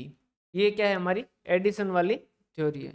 Mutually exclusive है ये ए और बी, और ये नॉट म्यूचुअली एक्सक्लूसिव। अगर म्यूचुअली एक्सक्लूसिव है तो ए और बी की प्रोबेबिलिटी कितनी होगी, probability of A plus probability of B. अगर नॉट म्यूचुअली एक्सक्लूसिव है तो प्रोबेबिलिटी ऑफ ए और बी की कितनी होगी, ए बी और minus probability of A and B जो है वो लेस कर देंगे। उसके बाद में ए बी सी का है, इसमें तो कोई भी इंटरचेंजेबल नहीं है तो कुछ भी नहीं होगा, और इसमें इंटरचेंजेबल है तो वो फॉर्मूला लगेगा। यहीं पर मल्टीप्लिकेशन थ्योरी जो है वो कौन सी वाली है, जब हम एंड पता करना हो कि probability of A and B जो है वो पता करने की बात करें, तो उस केस के अंदर अगर आपके यहाँ पर दो चीजें अलग है, यहाँ म्यूचुअली एक्सक्लूसिव और उसके हिसाब से नहीं देख रहे हैं, यहाँ हम किसके हिसाब से देखेंगे, इंडिपेंडेंट और डिपेंडेंट। ये थोड़ा सा ध्यान समझिएगा ना। इंडिपेंडेंट कब है, जब जैसे इंडिपेंडेंट का केस कौन सा होता है, विथ रिप्लेसमेंट वाला। विथ रिप्लेसमेंट वाला कौन सा, कि भाई 5 बॉल थी वाइट और 4 बॉल थी ब्लैक, ठीक है। एक बॉल निकाली, फिर वापस रखी, और फिर दूसरी बार बॉल निकाली, तो उसमें कितने चांसेज है। तो यहाँ पर कैसे कैलकुलेट करते थे हम, कि दोनों बार वाइट आए तो हम कैसे कैलकुलेट करते थे, 5/9। और क्योंकि वो वापस रिप्लेस हो चुके हैं तो वापस क्या हो गई, वाइट बॉल 5 हो गई और टोटल बॉल 9 हो चुके, तो हम क्या करते इंटू 5/9, ठीक है। मल्टीप्लीकेशन एंड वाला है तो मल्टीप्लाई करेंगे। When event are dependent, event dependent है मतलब कि पहले इवेंट के कारण जो है वो दूसरे इवेंट पर फर्क पड़ रहा है, वो कौन सा होगा केस, जब नॉन रिप्लेसमेंट वाले होंगे। जब नॉन रिप्लेसमेंट वाले कि ये 5 वाइट है और 4 ब्लैक बॉल है, क्लियर है। हमने कहा कि हमने पहली बार एक बॉल निकाली, वो अ, उसको रिप्लेस नहीं किया, और दूसरी बार फिर एक और बॉल निकाली, और अब आप बताइए कि दोनों बार जो है वो बॉल व्हाइट निकले, उसके चांसेस कितने। तो हम क्या कहेंगे, पहली बार व्हाइट निकलने के चांसेस कितने, 5/9, और दूसरी बार के लिए क्या कहेंगे, 5 में से एक व्हाइट निकल चुकी है तो हम क्या कहेंगे 4/8 जो है वो रहेगा। टोटल बॉल जो है वो 8 हो जाएगी, और पहली बार एक व्हाइट निकल चुकी है, इस वजह से कितनी बची है, व्हाइट 4 और टोटल कितनी है 8। तो ये क्या है, डिपेंडेंट। या फिर इसे क्या कहते हैं, कंडीशनल प्रोबेबिलिटी, कि भाई एक कंडीशन लग चुकी है। इसमें क्या कहते हैं, इसका क्वेश्चन किस तरीके से लिखा जाता है कि गिवन दैट, किस तरीके से देते हैं कि गिवन दैट, कि भाई ये दिया गया है, उसके बाद में दिया जा रहा है कि भाई जैसे एक कॉइन को टॉस किया, दूसरी बार उसके हेड आने के चांसेस कितने हैं, जबकि ये दिया गया है कि भाई पहली बार हेड आ चुका है। तो उस केस के अंदर क्या कहेंगे हम, देखो कॉइन को 2 बार उछालेंगे तो क्या हो सकता है, head head head tail, tail head और टेल टेल, क्लियर है। अब क्वेश्चन जैसे दे दे कि भाई बताइए कि दूसरी बार हेड आने के चांसेस कितने हैं, जबकि ये पता है कि, या फिर ये दिया गया है कि पहली बार जो है वो हेड आ चुका है। तो पहली बार हेड आ चुका मतलब कि अब अपने लिए टोटल जो बचे हैं, सॉरी जैसे कहते हैं अपन इवेंट, वो इवेंट जो है वो कौन से, ये 2 इवेंट ही बचे हैं, क्लियर है। अब दूसरी बार हेड आने के चांसेस कितने, हेड हेड ये वाला आए तो होगा, और टोटल इवेंट कितने 2, तो ये 1/2 हो जाएंगे। नॉर्मली क्वेश्चन जब भी देगा तो अपन नॉर्मली नॉट म्यूचुअली एक्सक्लूसिव मानेंगे, बाकी म्यूचुअली एक्सक्लूसिव अगर देगा तो उसके इसके अंदर उसको अलग से क्वेश्चन में बताना होगा। क्लियर है भाई, समझ आ रही बात, ठीक है। या फिर जैसे कि किसी के जो वो 3 बच्चे हैं, और तीसरे नंबर उसके जो बच्चा है वो लड़का हो, इसके चांसेस कितने हैं, जबकि पहले वाले दोनों जो वो लड़कियां हैं या लड़के हैं, इस तरीके के कुछ क्वेश्चन दे रखे हो, तो वो सारे के सारे क्या होंगे, कंडीशनल होंगे, उस वो सारे के सारे क्या कहलाएंगे, डिपेंडेंट कहलाएंगे। समझ आ रही बात। If event A and B are so related that occurrence of one is affected by occurrence of second event, या फिर सेकंड इवेंट जो फर्स्ट से अफेक्ट हो, किसी भी तरीके से एक दूसरे को अफेक्ट कर रहे हो, then A and B are called dependent event. और इसको किस तरीके से लिखा जाता है, probability of B upon A, इस तरीके से लिखा जाता है। अपन ने कल इसके वेन डायग्राम के जरिए भी इसको समझने की कोशिश की थी। हम क्या कह रहे थे कि ये अगर ए है और ये बी है, probability of A upon B पूछ रहा है, इसका मतलब क्या है कि बी तो है ही, नीचे तो जो दे रखा है उसका मतलब क्या है, बी तो है ही, या फिर given that B, given that B, B जो है वो एग्जिस्ट कर रहा है। तो बी कर रहा है, इसका मतलब एरिया कौन सा काम का है अपने, ये काम का है। उसके साथ ए की प्रोबेबिलिटी कितनी है, तो हम क्या कहेंगे, probability of A intersection B divided by probability of B. वैसा वैसा इस तरीके से भी किया जा सकता है। समझ आ रही बात। और या फिर probability of A and B जो वो इस तरीके से भी कैलकुलेट होती है। ये एक जो अब आगे ये वाला एग्जांपल समझ आ जाएगा, या इस तरीके से भी किया जा सकता है। देखो एग्जांपल ऑफ कंडीशनल प्रोबेबिलिटी, एक बैग है जिसमें 6 रेड बॉल है, 4 ग्रीन बॉल है, और जिसमें से 2 बॉल जो वो ड्रॉन की गई, आंख बंद करके ड्रॉन की गई without replacement 1/1। What is the probability that both will be red ball, दोनों जो वो रेड बॉल हो, इसके कितने चांसेस। तो अपन सीधा अपने हिसाब से अगर देखें तो अपन क्या कहेंगे कि भाई कितनी बॉलें हैं, 6 जो वो रेड है और 4 जो है वो ग्रीन है। पहली रेड हो, इसके चांसेस कितने, 6/4, क्लियर है। उसके चांसेस कितने, 6/4। दूसरी बार बी रेड है तो कितने होंगे, 5/9, कितने होंगे, 5/9। तो देखो ये प्रोबेबिलिटी ऑफ ए जो वो क्या हो गई, 6 6 डिवाइडेड बाय 6+4 6/10 हो जाएगी। और फिर probability of B upon A, probability of B upon A मतलब कि क्या हो जाएगा, अब जो है वो ए एंड बी के केस के अंदर ये फॉर्मूले के हिसाब से अगर देखेंगे तो ये 6 रेड जो थी उसमें से क्या हो चुकी, एक जो वो निकल चुकी है, तो ये अपनी क्या बचेगी, 5 ही बॉल बचेगी। तो ये 5 हो जाएगी डिवाइडेड बाय 5+4 जो वो 9 हो जाएगी। ये इस तरीके के जो क्वेश्चन होते हैं उनको क्या कहते हैं, कंडीशनल प्रोबेबिलिटी। वैसे आपको कंडीशनल प्रोबेबिलिटी उसका नाम मतलब पता होना चाहिए, बाकी तो आप क्वेश्चन जो वो यूं ही सीधा ही कर लोगे। अगर आप सीधा करते तो आप और आसानी से करते भाई 6/10 और फिर 5/9, ये सीधा ही कर देते, या फिर ये कह रहे हैं फॉर्मूला के हिसाब से लगाओगे, क्योंकि यहाँ पर क्या होता है फिर ये वैल्यू है जो चेंज हो जाती है। समझ आ रही बात, क्योंकि 6 की जगह अब कितनी हो गई, 5 हो गई है। बाकी फॉर्मूला पता होना चाहिए भाई, अगर कभी फॉर्मूला पूछ ले तो आपको फॉर्मूला ये पता होना चाहिए तीनों ही। बाकी करो क्वेश्चन तो वो अपने हिसाब से कीजिएगा। ये अगर ऊपर निशान लगा होता है तो इसको क्या कहते हैं, probability of A not. Probability of A not जो कैसे कैलकुलेट करते हैं, probability of B minus probability of A and B जो वो कैलकुलेट करते हैं। ये अपन ने सारे कल जो वो लिखे थे, ये इनको और अलग अलग तरीके से लिखे जाते हैं। कल जो इलिस्ट्रेशन अपन कर रहे थे वो probability of A minus B, कि ए में से बी हटा दो तो प्रोबेबिलिटी ऑफ ओनली ए जो वो लिखना है, या फिर probability of A and B not. ये भी बात क्या हो गई, probability of A and B not मतलब कि probability of only A. Probability of B not B नहीं होना चाहिए मतलब भी बात क्या है, प्रोबेबिलिटी ऑफ ओनली ए। फिर दो अपन ने वर्ड सीखे थे, ऑड इन फेवर और ऑड इन अगेंस्ट। देखो प्रोबेबिलिटी का नॉर्मली मतलब क्या होता है,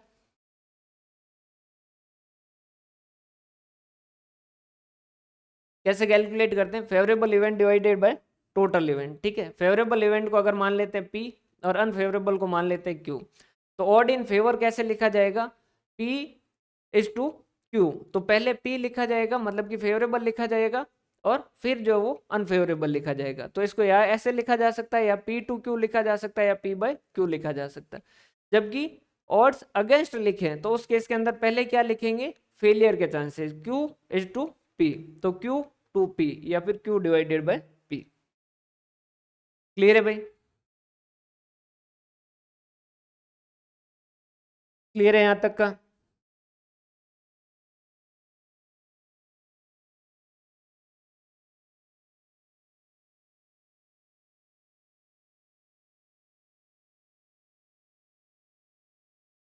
क्लियर है। उसके बाद में आता है आपका ये, इसका एक एग्जांपल जो अपन ने कल क्लास में किया ही था, इसको वापस कर लीजिएगा अगर चाहो तो। दोनों अल्टरनेटिव से जो है वो सॉल्व करके बताएगा, या तो कि भाई ए सॉल्व करे बी सॉल्व करे और उसमें से ए और बी बोथ सॉल्व करे वो लेस करें, या फिर सीधा वन माइनस दोनों ही सॉल्व नहीं कर पाए वो लेस करके भी कर सकते हैं। दोनों तरीके से किया जा सकता है। ये कुछ क्वेश्चन है जो आरपीएससी के कुछ फेवरेट क्वेश्चन रहे हमेशा से, इस वजह से इसको लिखा गया है। ये आरपीएससी को पता नहीं क्या क्या पसंद है इस क्वेश्चन में। ये इन्होंने 2014 वाले ईबीएसटी में पूछा, 2020 वाले में भी इससे रिलेटेड ऐसा ही कुछ क्वेश्चन पूछा था। 2020 वाले में फर्स्ट ग्रेड के अंदर भी जो वो उन्होंने ये का ये क्वेश्चन पूछा। तो ये और सेम एज इट इज छापते हैं, ज़्यादा कुछ इसमें चेंज भी नहीं करते। What are the chances that a leap year selected at a random will contain 53 Sunday. तो अब भाई देखो 52 हफ्ते तो हो गए, 52 इंटू 7 364 दिन, क्लियर है। अब बाकी बचे लीप ईयर में टोटल दिन कितने होते हैं 366 दिन, तो 2 दिन बचे। अब वो 2 दिन क्या हो सकते हैं कि या तो 365वां दिन जो वो मंडे हो सकता है, ट्यूसडे हो सकता है, वेडनेसडे हो सकता है, थर्सडे हो सकता है, फ्राइडे हो सकता है, सैटरडे हो सकता है, या संडे हो सकता है। अगर ये मंडे होगा तो 366वां दिन क्या होगा संडे होगा, ये ट्यूसडे होगा तो ये Wednesday, Thursday, Friday, Saturday, Sunday, Monday, ठीक है। फिर वो पूछ रहा है कि 53 संडे होंगे, इसके कितने चांसेज है। तो देखो ये और ये इन दोनों में संडे आ रहा है, तो टोटल कितने 7 आउटकम है जिसमें से 2 में संडे आ रहा है, तो 2/7। आइदर 53 संडे और 53 मंडे। तो उस केस के अंदर देखो यहाँ जो है वो संडे आ रहा है, यहाँ संडे आ रहा है, यहाँ मंडे आ रहा है, मंडे ट्यूसडे, अच्छा यहाँ भी जो वो संडे आ रहा है, अच्छा संडे यहाँ भी आ रहा है। कर लीजिएगा ना, कर लोगे ना भाई, ये यहाँ बता भी रखा है। अब ये जो है इसकी थ्योरी पोर्शन जो है,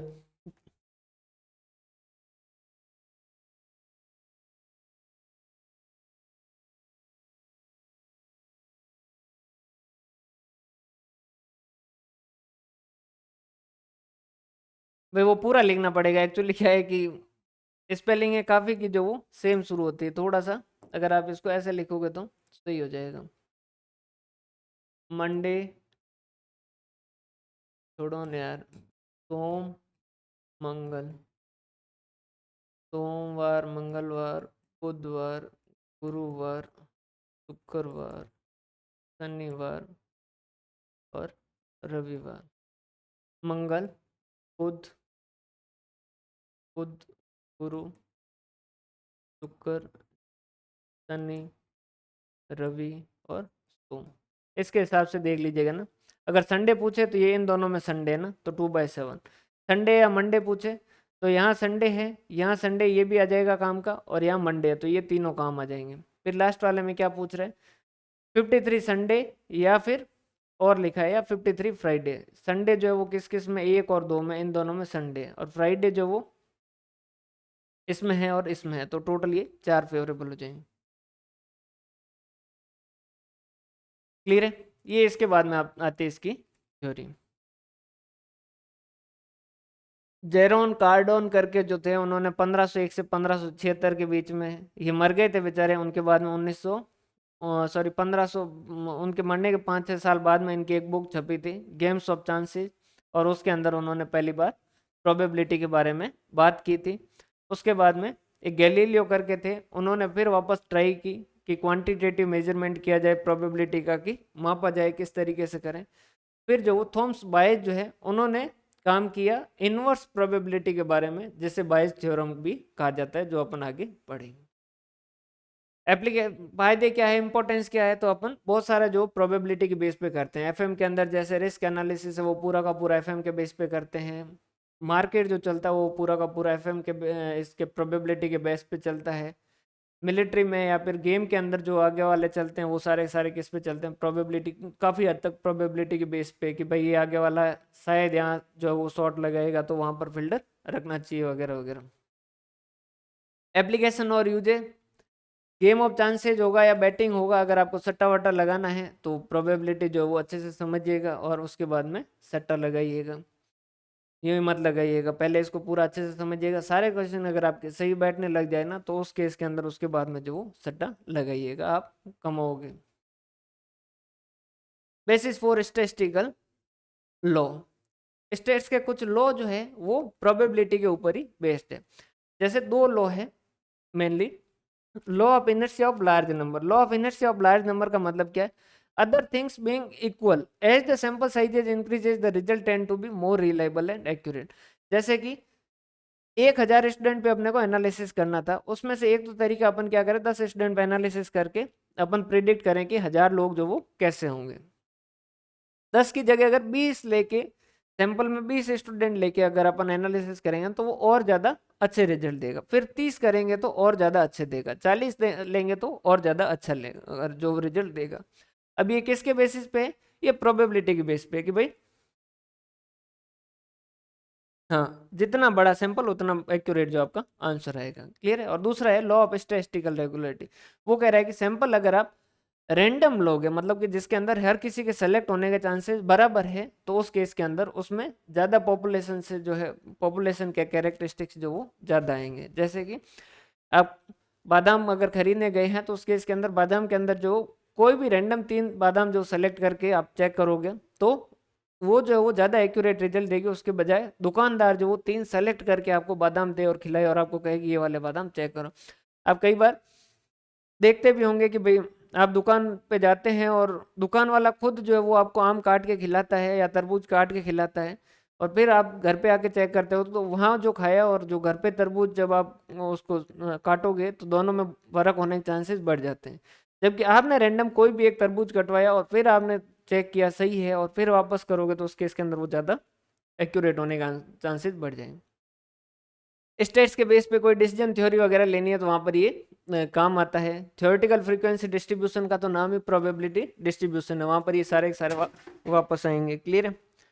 इकोनॉमिक और बिजनेस डिसीजन मेकिंग के अंदर काम आएंगे, हाइपोथेसिस वगैरह के सारे के अंदर काम आएंगे। यहाँ अब ये थोड़ा सा समझिएगा, अप्रोचेज कौन कौन सी है। देखो, प्रोबेबिलिटी के अप्रोचेज जो है उनको मेनली 4 भागों में बांटा गया है। सबसे पहले जो है वो क्लासिकल या फिर इसे प्रायोरी अप्रोच जो है वो कहा जाता है। इनके नाम थोड़े से याद रखिएगा। क्वेश्चन ऐसा पूछा जा सकता है कि क्लासिकल अप्रोच को किस नाम तरीके से जाना जाता है। देखो, ये छोटी बातें होती है ना, वहाँ पर एमसीक्यू में क्वेश्चन बनना ज़्यादा आसान होता है, तो ये चीज़ें थोड़ी सी ध्यान ज़्यादा रखिएगा इनका ना। ओल्डेस्ट और इजिएस्ट, सबसे पुराना तरीका और सबसे सही आसान तरीका जो है प्रोबेबिलिटी का वो यही है।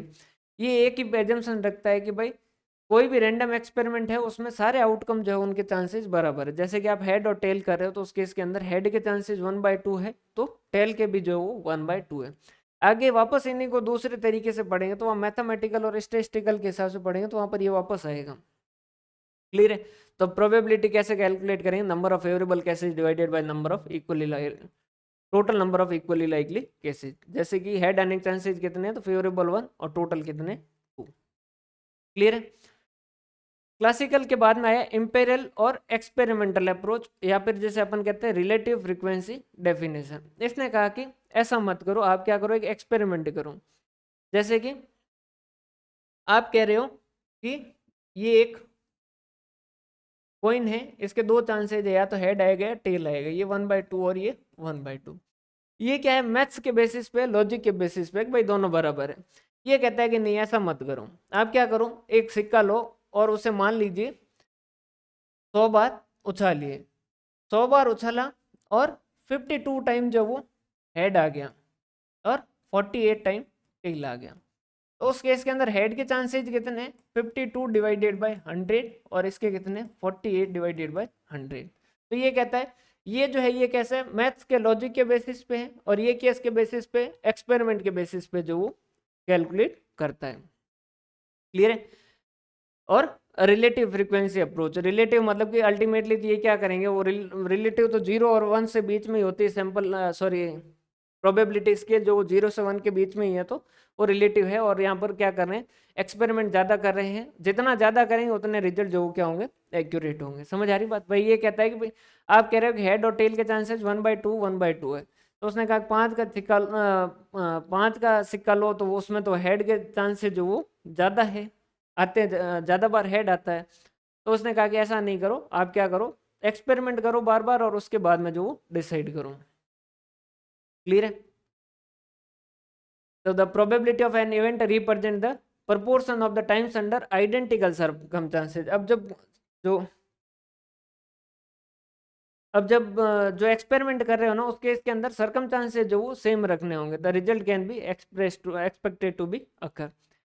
इसकी जो है एजम्पशन क्या थी, एक्सपेरिमेंट जो वो रैंडम करने हैं जिसके अंदर सबके इक्वल चांसेज हो, और उसके अलावा नंबर ऑफ एक्सपेरिमेंट ज़्यादा रखने हैं। अगर कम एक्सपेरिमेंट किया, आपने कॉइन जो वो उछाला 3 बार उछाला और उसमें 2 बार हेड आ गया, आपने कहा कि नहीं भाई जो है वो हेड के चांसेस 2/3, नहीं ऐसा नहीं है। इसने कहा कि आप तभी कर सकते हो जब आप नंबर ऑफ एक्सपेरिमेंट जो है वो क्या करोगे, ज़्यादा करोगे, तो ही आपको ये आंसर दे पाएगा। तो प्रोबेबिलिटी ऑफ ए कैसे करेंगे, लिमिटिंग फैक्टर मतलब कि नंबर ऑफ एक्सपेरिमेंट कितने रखने, एन जो कितना रखना है, नियर टू इन्फिनिटी मतलब बहुत सारे एक्सपेरिमेंट रखने, एम जो है वो क्या है, जितनी बार जो वो ए आया है, और एन जो वो क्या है, टोटल नंबर ऑफ एक्सपेरिमेंट। जैसे कि आपने 1000 बार सिक्का उछाला और उसमें से मान लीजिए 550 बार हेड आया, तो 550 डिवाइडेड बाई 1000 जो आपका क्या हो जाएगा, ये हो जाएगा। क्लियर है, ये हो गया, ये 2 हो गए। क्लियर है, इम्पेरिकल। और उसके बाद में सब्जेक्टिव अप्रोच आया, जो अपन जैसे अपन कहते हैं गट इंस्टिंक्ट कि भाई मेरे को ऐसा लग रहा है कि आज मुझे लग रहा है कि जो बारिश होगी। अब यहाँ पर जो इस तरीके की जब होती, देखो इनके अंदर क्या होगा, इनके अंदर जब एक्सपेरिमेंट आर इक्वली दोनों में ही देखो इक्वल चांसेज होंगे ना, तभी जो प्रोबेबिलिटी के केस लगेगा। लेकिन हर जगह तो ऐसा होता नहीं है। तो उस केस के अंदर जैसे यहाँ पर इसका एग्जाम्पल याद रखिएगा, जैसे कि मैं ये एग्जाम जो है वो टॉप करूंगा या नहीं करूंगा, तो उसके अंदर बहुत सारे फैक्टर जो वो डिसाइड करेंगे, और सारे इवेंट के होने के चांसेस इक्वल नहीं है। तो ये क्या है, सब्जेक्टिव। समझ आ रही बात भाई। अपन जो ऑब्जेक्टिव के अंदर तो क्या होता है, ए बी सी डी में से एक जो वो तय करना होता है। सब्जेक्टिव के अंदर क्या है, आपको आंसर लिखना होता है, और उसके हिसाब से फिर आगे वाला जो आंसर चेक कर रहा है उसके पास भी ऑप्शन होता है, लिबर्टी होती है कि वो कुछ भी मार्क्स दे सकता है। पूरा आपने अच्छे से लिखा तो भी 5 में से जो वो 3 दे सकता है, और थोड़ा बहुत लिखा तो भी 5 में से 4 दे सकता है। तो क्यों, क्योंकि वो ऊपर सब्जेक्टिव है कि जितनी इन्फॉर्मेशन या जितना डाटा अवेलेबल है उसके हिसाब से वो क्या करेगा, अपना डिसीजन लेगा। तो यहाँ प्रोबेबिलिटी कैसे कैलकुलेट की जाएगी, जो डाटा या जो फैक्ट अवेलेबल है उसके हिसाब से क्या की जाएगी, प्रोबेबिलिटी जो वो कैलकुलेट की जाएगी। फ्रैंक रामसे ने दी थी, 1926 में दी थी, और उसकी बुक थी जो the foundation of mathematics and other logical. और उसके बाद में probability assign to an event an event 2 बार लिख दिया। Probability assign to an event by an individual based on the whatever evidence और प्रूफ अवेलेबल। प्रोबेबिलिटी जो है एक इवेंट की, probability assign to an event by an to an event,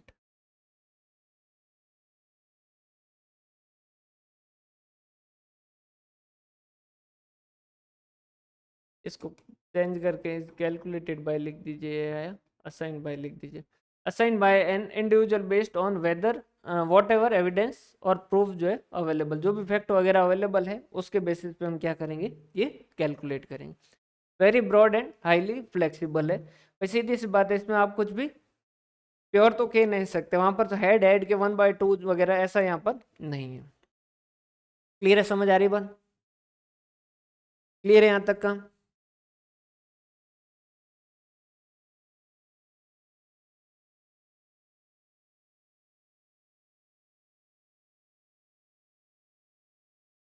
clear है।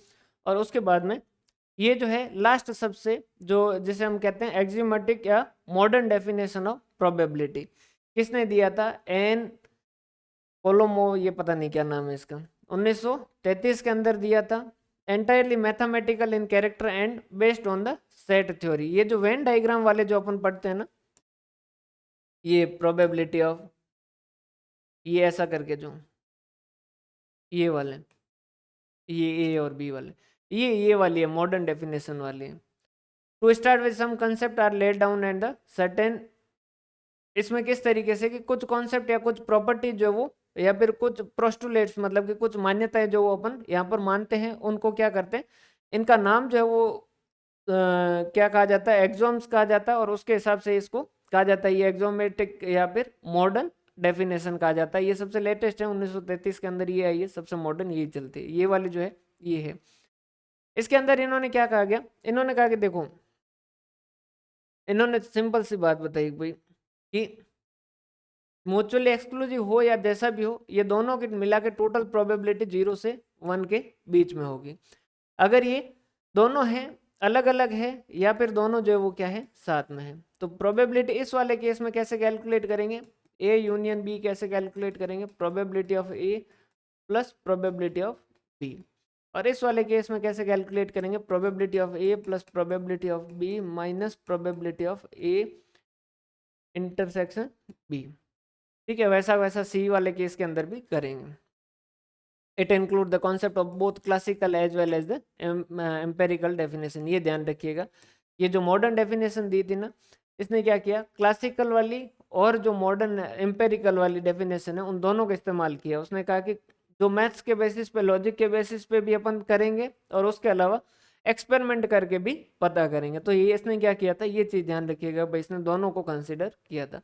Probability of event जो वो range इसमें भी 0 से 1 में है, या फिर यूं कहेंगे प्रोबेबिलिटी में सारों में ही 0 से 1 है। Probability of entire sample space, मतलब कि प्रोबेबिलिटी अगर कोई पूछ ले आपसे कि ए यूनियन बी टोटल कितनी होगी, तो 1 होगी। इस वजह से अपन जो क्वेश्चन करते हैं वो कैसे करते हैं कि भाई, जैसे वो क्वेश्चन कर रहे थे कि जिंदा रहेंगे उसके चांसेस कितने हैं, दोनों में से एक जिंदा रहेंगे, तो अपन एक सीधा क्या कहा था कि 1 माइनस दोनों ही मर जाए।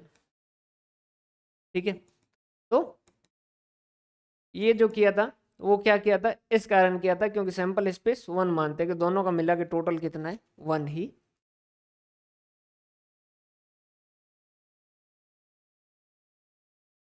ठीक है भाई, उसके बाद में आता है ये प्रोबेबिलिटी में कुछ डेफिनेशन आती है, मैथमेटिकल डेफिनेशन और स्टैटिस्टिकल डेफिनेशन। दोनों ध्यान समझिएगा, कुछ खास इसके अंदर दिक्कत वाली बात नहीं है। मैथमेटिकल डेफिनेशन कौन सी है, ये कौन सी है, क्लासिक वाली जो शुरू में पढ़ी थी ना, या फिर जिसमें अपन लॉजिकल की बात करते हैं।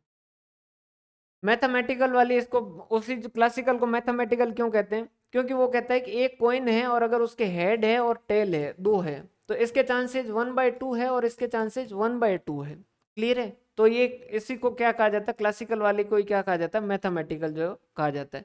कि अगर कोई इवेंट है उसमें m जो है उसके होने के चांसेस है और n उसके नहीं होने के चांसेस है, तो क्या चांस है कि वो हो जाएगा, तो हम कहेंगे उसके होने के chances divided by total, sorry उसके होने वाले event divided by total event, नहीं होंगे उसके चांसेस, नहीं होने वाले event divided by total event. Clear है, वहीं पर जो स्टेटिस्टिकल वाली डेफिनेशन वो किस वाली को कहते हैं, एम्पेरिकल वाली को डेफिनेशन को जो वो क्या कहते हैं, स्टेटिस्टिकल कहते हैं। स्टेटिस्टिकल वाले क्या कहते हैं कि भाई लॉजिक के बेसिस पे नहीं कि हेड 1/2 1/2, ये कोई जरूरी नहीं है, सिक्का है उसे उछालो एक्सपेरिमेंट करो, अगर आ जाता है तो हम मान लेंगे, कोई दिक्कत वाली बात नहीं, और जो आएगा उसके हिसाब से ही मानेंगे।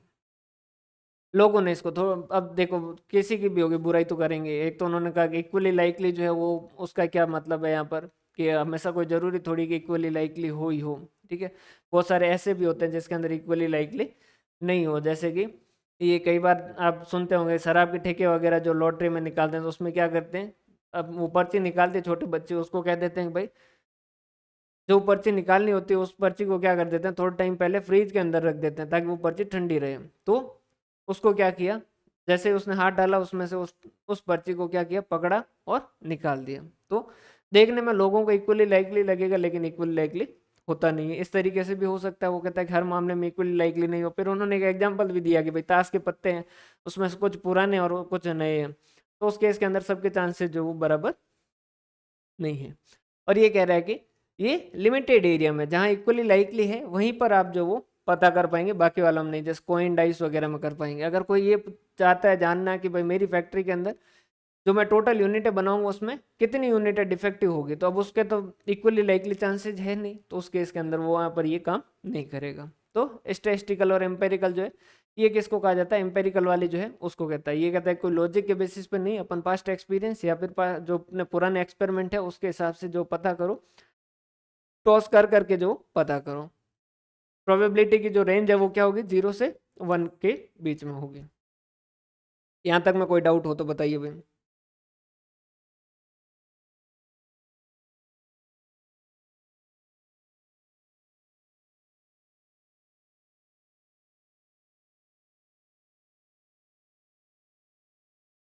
क्लियर है। उसके बाद में इवेंट के बारे में कहा जाता है, इवेंट कितने, इक्वली लाइकली इवेंट जिसमें दोनों के जैसे 2 है 4 है, जैसे इवेंट हेड और टेल के बराबर है तो 1/2 1/2 ये इक्वली है। डाइस के अंदर 1 से 6 तक हर किसी के बराबर तो 1/6 1/6, तो ये क्या होंगे, इक्वली लाइकली। म्यूचुअली एक्सक्लूसिव चाहे वो कौन से हैं, जिसमें दोनों एक दूसरे को इंटरेक्ट नहीं कर रहे हैं, ये वाले म्यूचुअली एक्सक्लूसिव है। इंडिपेंडेंट इवेंट क्या होंगे, जिसके अंदर एक के होने से दूसरे पे कोई फर्क नहीं पड़ता, उसे इंडिपेंडेंट कहेंगे। डिपेंडेंट क्या हो जाएगा, जो अपने कंडीशनल वाले के अंदर आते हैं कि एक के होने से दूसरे पे फर्क पड़ेगा। अब देखो विद रिप्लेसमेंट है तो इंडिपेंडेंट होगा, क्योंकि पहले के होने से दूसरे पे कोई फर्क नहीं पड़ रहा है। और अगर विदाउट रिप्लेसमेंट है तो वो क्या हो जाएगा, डिपेंडेंट हो जाएगा। सिंपल इवेंट ये थोड़ा समझिएगा, सिंपल इवेंट या एलिमेंट्री इवेंट जिसे किसे कहेंगे, event that has can be only one outcome. Like अब अगर आप सिक्का उछलोगे तो उसमें या तो हेड आएगा या टेल आएगा, समझ आ रही बात। तो ये क्या होगा, इसे अपन क्या कहते हैं, सिंपल इवेंट। या फिर जैसे कि एक डाइस उछाला तो उस केस के अंदर 1 आ सकता है, 2 आ सकता है, 3 आ सकता है, 4 आ सकता है, 5 आ सकता है, 6 आ सकता है, कोई भी एक जो है वो आएगा, तो ये जो है वो क्या कहेंगे, सिंपल इवेंट कहेंगे। अगर एक से ज्यादा सिंपल इवेंट हो जाएंगे तो उसे हम क्या कहेंगे, कंपाउंड इवेंट। जैसे 2 सिक्के उछालोगे तो क्या हो सकता है, हेड हेड हो सकता है, हेड टेल हो सकता है, टेल हेड हो सकता है, टेल टेल हो सकता है। तो यहाँ पर एक के अंदर ही क्या है, 2 सिंपल आउटकम है, तो ये क्या कहलाएंगे, कंपाउंड इवेंट कहलाएंगे। अगर एक ही है तो वो क्या कहलाएगा, सिंपल इवेंट, और ये क्या कहलाएंगे, compound event. It involve the probability of more than one outcome, we can say combination of 2 और मोर सिंपल इवेंट। जैसे कि 5 से कम कितनी ऑड संख्या है, तो 1 भी है 3 भी है, 5 से कम है तो 1 और 3 2 है, तो ये 2 आउटकम आ सकते हैं, तो ये क्या कहलाएगा, आपका कंपाउंड इवेंट कहलाएगा। जबकि हेड और टेल वाले केस में या हेड आएगा या टेल आएगा, एक ही आएगा। समझ आ रही बात। यहाँ पर कंपाउंड कैसे हो गया, 5 से कम है तो 1 आए तो भी आ जाएगा और 3 आए तो भी आ जाएगा, तो 2 आउटकम जो है वो आए तो आपने काम चल जाएगा, तो वो यहाँ कंपाउंड इवेंट कहलाएगा। ओवरलैपिंग, एक दूसरे को जो ओवरलैप कर रहे हैं, ये वाला पोर्शन जो ओवरलैपिंग इवेंट हो जाएगा। ठीक है, ओवरलैपिंग या फिर जैसे कह सकते हो आप टुगेदर, ए भी है बी भी है। एग्जॉस्टिव इवेंट, एग्जॉस्टिव का मतलब क्या होता है, अपन जैसे वर्ड यूज करते हैं कि यार बहुत काम कर लिया, अभी जो मैं क्या हो चुका हूँ, एग्जॉस्ट हो चुका हूँ, कि भाई बहुत काम कर लिया, एग्जॉस्ट हो चुका है। एग्जॉस्ट मतलब कि खाली हो जाना, कंप्लीट हो जाना। तो event are said to be exhaustive when they are totally include all possible outcome. जैसे कि 2 कॉइन है तो ये head head, head tail, tail head, tail tail, ये सारे मिला के क्या हो जाएंगे, एग्जॉस्टिव इवेंट। ये सारे मिला के क्या हो जाएंगे, एग्जॉस्टिव इवेंट। या फिर एक जो है नॉर्मल, एक कॉइन है तो हेड और टेल ये मिलके क्या हो जाएंगे, एग्जॉस्टिव इवेंट हो जाएंगे। 2 कॉइन है तो ये हो जाएंगे एग्जॉस्टिव इवेंट। क्लियर है। इनको ही सैंपल स्पेस भी कहा जाता है ना, एग्जॉस्टिव इवेंट कह दो या इनको सैंपल स्पेस भी कह सकते हैं, कि जितने तरीके हैं वो सारे के सारे कवर करना, वो क्या कहलाएगा, एग्जॉस्टिव इवेंट कहलाएगा। कॉम्प्लीमेंट्री इवेंट क्या होते हैं, कॉम्प्लीमेंट्री क्या होता है, देखो भाई अगर आप टॉस करोगे तो हेड आएगा, ठीक है, हेड आएगा, इसका मतलब क्या है, हेड आया इसका मतलब क्या है, टेल नहीं आया, ठीक है। या फिर टेल आया, इसका मतलब क्या है, हेड नहीं आया। तो ये हेड आने का कॉम्प्लीमेंट्री क्या है, इसका जो कॉम्प्लीमेंट्री क्या है वो टेल है। समझ आ रही बात। टेल आया इसका कॉम्प्लीमेंट्री क्या है, हेड का नहीं आना। समझ आ रही बात। In a random experiment the number of favourable cases is denoted by A, then unfavourable will be known as complementary event, या फिर जैसे ए नॉट कहा जाता है। समझ आ रही बात। हेड आना आपसे ये, जैसे अपन कल वाले क्वेश्चन में कह रहे थे कि भाई दोनों में से एक जो वो जिंदा रहे, ठीक है, तो उसका कॉम्प्लीमेंट्री क्या है कि दोनों के दोनों चले जाए, तो वो क्या हो जाएंगे, कॉम्प्लीमेंट्री इवेंट हो जाएंगे। क्लियर है भाई यहाँ तक का।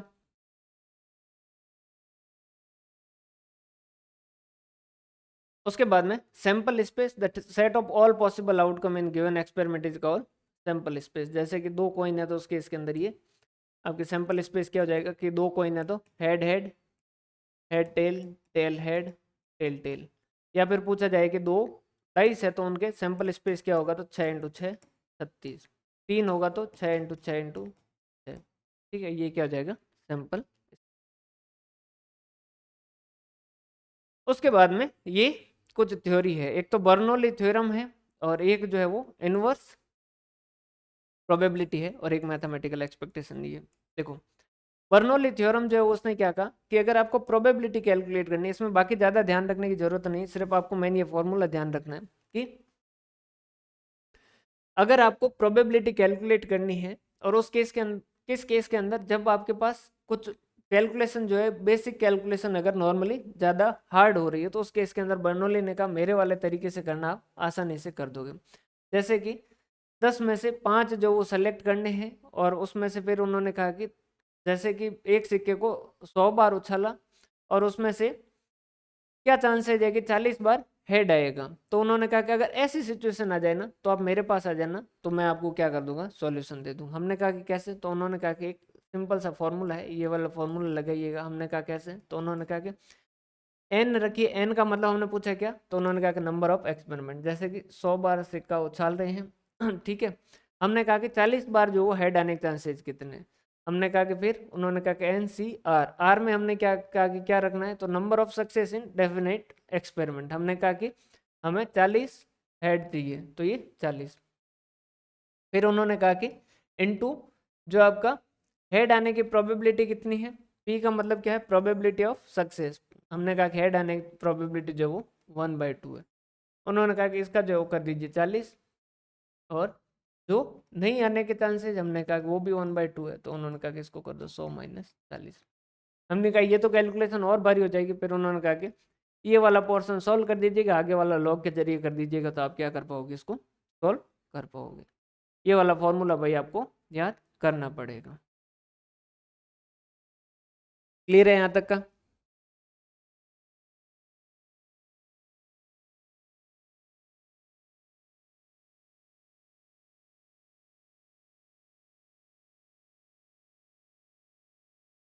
क्लियर है। और उसके बाद में एक इनवर्स प्रोबेबिलिटी, देखो इसे जो बायस थ्योरम कहा जाता है, बहुत ही पॉपुलर है, बहुत ही अच्छी भी कही जाती है। नॉर्मली क्या होता है, नॉर्मली क्या होता है, कुछ घटनाएं होती है और उनका इफेक्ट जो वो हम जानते हैं प्रोबेबिलिटी के जरिए, तो वो क्या कहलाता है, डायरेक्ट रिलेशन। कि भाई मैंने क्या किया, जैसे पढ़ाई की और उसके बाद में जो क्या हुआ, पास हुआ, तो ये क्या है, नॉर्मल रिलेशन है।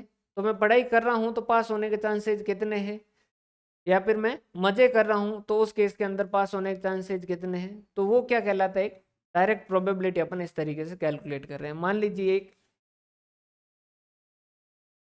ये भाई साहब है, इसकी अपन प्रोबेबिलिटी कैलकुलेट कर रहे हैं कि ये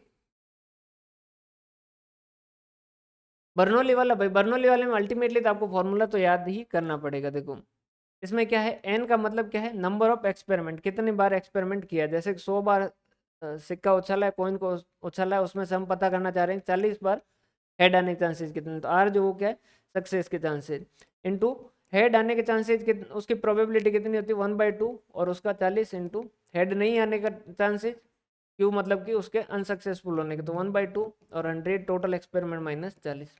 ये इस तरीके से जो क्या कर सकते हैं, 100 में से 40 बार 100 बार कॉइन उछालने पर 40 बार हेड आने के चांसेस जो इस बर्नौली थ्योरम वगैरह ऐसे कैलकुलेट किए जा सकते हैं। अल्टीमेटली फॉर्मूला पूछा जा सकता है, बाकी इसके क्वेश्चन तो हार्ड मुश्किल बन जाएंगे, होते नहीं है, लॉग वगैरह जो है उसी के मदद से हो पाते हैं। ठीक है भाई, जैसे ये समझिएगा इनवर्स रिलेशनशिप, तो अपन क्या कर रहे थे, ये एक भाई साहब थे, इन भाई साहब के लिए हम क्या कर रहे थे, हम प्रोबेबिलिटी पता कर रहे थे कि ये वाले भाई साहब जो वो क्या है, एग्जाम क्लियर कर पाएंगे या नहीं कर पाएंगे। तो हमने क्या किया, उनके अटेंडेंस रजिस्टर देखा, 100% अटेंडेंस रजिस्टर में 100% था। ठीक है, उसके बाद में हमने उनका बैग चेक किया, बैग चेक किया तो उनकी नोटबुक देखी, मस्त राइटिंग के अंदर सारे काम हो कर रखे थे, होमवर्क कर रखा था, ये भी पूरा क्या था, बहुत ही बढ़िया तरीके से ओके था। और नोट्स वगैरह जो है वो भी परफेक्ट बनाए हुए थे, तो हमने कहा इतने जो डाटा के हिसाब से हमने क्या किया भाई, ये कॉज थे, इनके हिसाब से हमने क्या किया, प्रोबेबिलिटी कैलकुलेट जो है वो डिसाइड की कि भाई ये जो है इस बार 80% चांस है कि ये बंदा जो है वो क्या करेगा, एग्जाम को टॉप करेगा, यूनिवर्सिटी को टॉप करेगा। क्लियर है? ये क्या है, डायरेक्ट रिलेशनशिप। क्लियर है? ये करके हम बाहर निकले तो क्या हुआ कि ये भाई साहब बाहर जो कहीं किसी के साथ बैठे थे, तो हमें कहा कि यार ये तो कॉलेज डेली तो शायद इसके लिए ही आ रहा है, इसकी अटेंडेंस 100% इसके कारण हो रही है। फिर हमने नोटबुक के आगे का नाम चेक किया, तो इसका नाम भी जो है वो जिनके साथ बैठा था उनके नाम की नोटबुक थी। तो फिर क्या हुआ, नई इन्फॉर्मेशन आ गई, और अब इस नई इन्फॉर्मेशन के हिसाब से हमें क्या करनी होगी, वापस प्रोबेबिलिटी को क्या करना पड़ेगा, रिवाइज करना पड़ेगा। और जब रिवाइज की तब हमें पता चला कि इसके टॉप करने के चांसेस जो वो 0% है। क्लियर है? ये आदमी जो किसी और के सिर्फ नोट्स मांग मांग के अपने पास रखता है और कॉलेज आ रहा है सिर्फ किसी से बातें करने के लिए। तो ये क्या है, इनवर्स रिलेशनशिप। समझ पा रही बात? समझ पा रहे बात? तो नॉर्मली क्या होता है, कॉज होता है उसके बाद में इफेक्ट होता है, तो उसे हम क्या कहते हैं, डायरेक्ट रिलेशनशिप। लेकिन इफेक्ट आए या फिर रिजल्ट आए उसके बेसिस पे अपन कॉज डिसाइड करें, तो उसे अपन क्या कहते हैं, inverse relationship. The concept can be extended to revise probability. इसे अपन क्या कहते हैं, रिवाइज प्रोबेबिलिटी। भाई प्रोबेबिलिटी जो उसे क्या कर रहे हैं, वापस रिवाइज कर रहे हैं based on the new information. नई इन्फॉर्मेशन आई उसके हिसाब से। And to calculate the probability that the particular effect was due to specific cause. एक कुछ स्पेसिफिक घटना हुई है उसकी वजह से प्रोबेबिलिटी पे क्या फर्क आएगा, ये पता करते हैं। The procedure of revising the probability is term as the Bayes theorem. ये जो है ये बायस ने दिया था कि भाई अगर कुछ आपने तो प्रोबेबिलिटी कैलकुलेट कर ली, कल को फिर जो है कुछ नई इन्फॉर्मेशन आए तो उस केस के अंदर प्रोबेबिलिटी को रिवाइज जो वो कैसे किया जाता है। तो अभी तक वाले जो बाकी वाली सारी जो प्रोबेबिलिटी थी ना, उनको अपन क्या कहते थे, प्रायर प्रोबेबिलिटी, कि भाई पहले कैलकुलेट की गई प्रोबेबिलिटी। उसमें फिर नई इन्फॉर्मेशन आएगी और फिर वापस प्रोबेबिलिटी रिवाइज की जाएगी, तो उसे क्या किया कहा जाएगा, पोस्टेराइज प्रोबेबिलिटी या रिवाइज्ड प्रोबेबिलिटी। तो बायस थ्योरम जो है उसका नाम रिवाइज्ड प्रोबेबिलिटी क्यों है, क्योंकि ये नई इन्फॉर्मेशन के बाद रिवीजन करके, या पोस्टराइज मतलब कि प्रायर प्रोबेबिलिटी के बाद वाली, प्रायर के पोस्टराइज मतलब कि पोस्ट मतलब कि बाद में। तो आपकी पुरानी जो प्रोबेबिलिटी है उसको रिवाइज करके वापस जो प्रोबेबिलिटी कैलकुलेट करना न्यू इन्फॉर्मेशन के हिसाब से, वो क्या है, बायस थ्योरम जो है उसने दिया। इसे क्या कहते हैं, इनवर्स प्रोबेबिलिटी जो वो कहा जाता है। क्लियर है? तो यहाँ तक में कोई डाउट हो तो बता दीजिए। क्लियर है भाई? यहाँ तक की बातें समझ आई?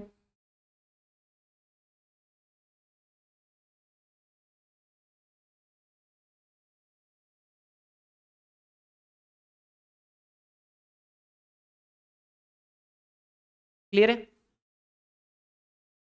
उसके बाद में लास्ट जो है वो मैथमेटिकल एक्सपेक्टेशन, कुछ भी नहीं एफएम के अंदर करते हैं ये।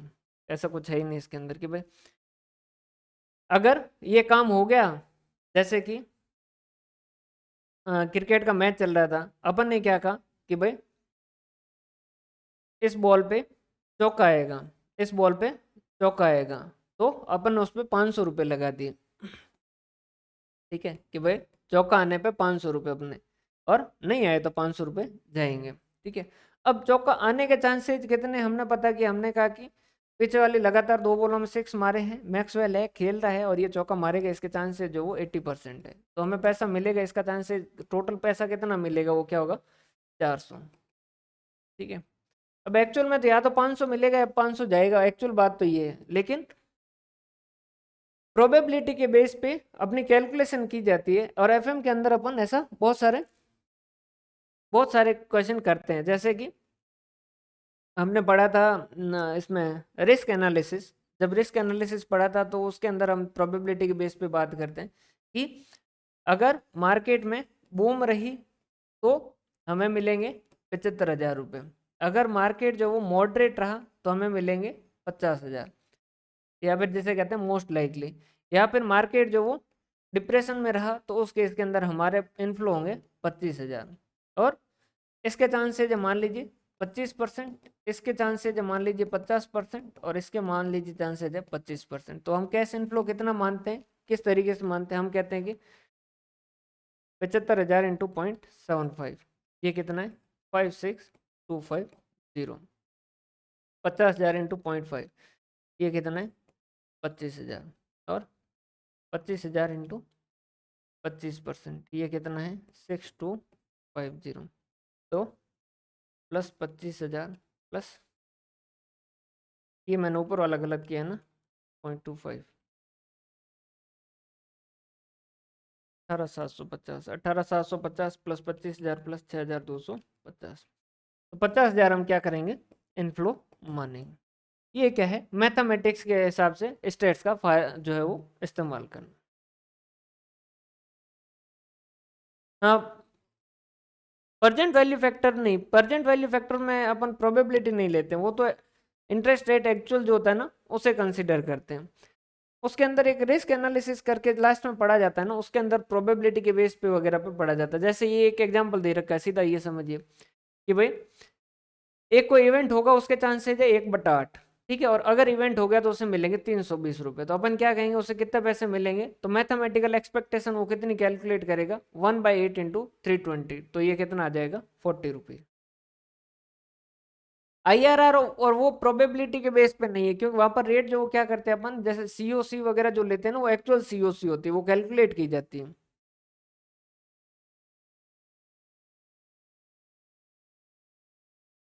समझ आ रही बात।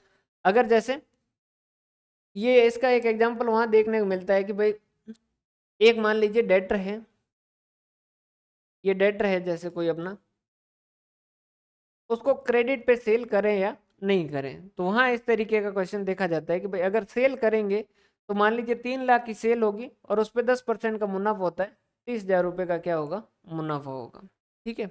और अगर सेल नहीं करेंगे तो ये 30,000 का मुनाफा नहीं होगा, या फिर 3 लाख की सेल जो वो करेंगे तो 3 लाख रुपए पूरे के पूरे डूब जाएंगे। भाई समझिएगा, अगर आपने सेल किया, ठीक है, और आपका 10% जो वो CP रेट है, ठीक है, तो आप 3 लाख की सेल करोगे तो आपका मुनाफा कितना होगा 3 लाख पे, 10% के हिसाब से 30,000 रुपये, ठीक है। अगर आपने सेल किया, अब दोनों सिचुएशन, सेल करोगे तो पैसा मिल गया तो 30,000 का फायदा होगा, पैसा मिल गया तो 30,000 का फायदा होगा, जिसके चांसेज मान लीजिए 95%, ठीक है। और अगर उसने नहीं दिया तो फिर पूरे 3 लाख जाएंगे, जिसके चांसेज मान लीजिए 5%। तो उस केस के अंदर आप इस तरीके से कैलकुलेट करोगे, आपका हो गया 30,000 इंटू 0.95,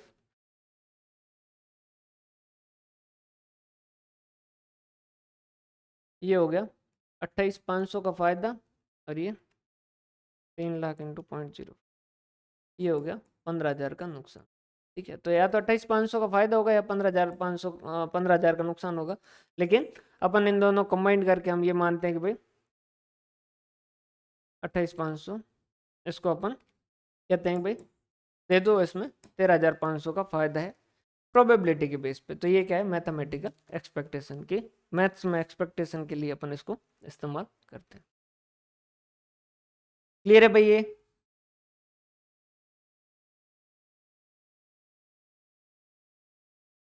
क्लियर है, यहाँ तक कोई डाउट हो तो बता दीजिए।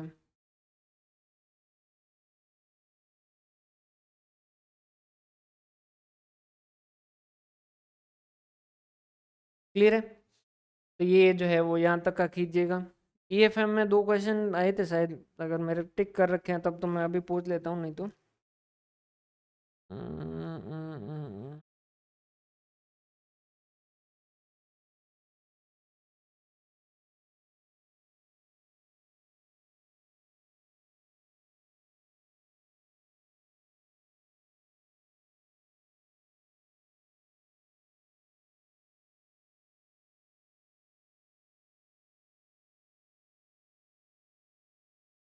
हम्म, वो क्वेश्चन 1 मिनट में ले आता हूँ ना।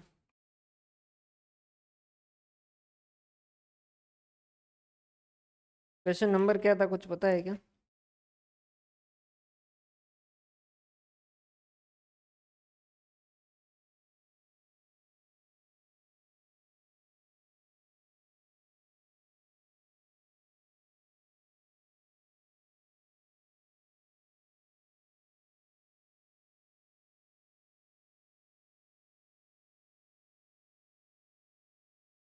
हम्म,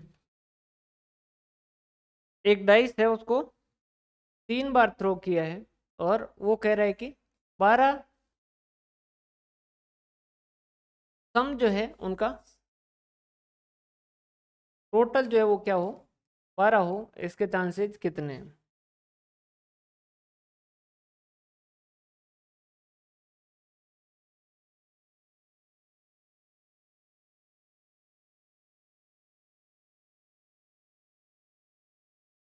हाँ, यही वाला था ना, 3 डाइस वाला।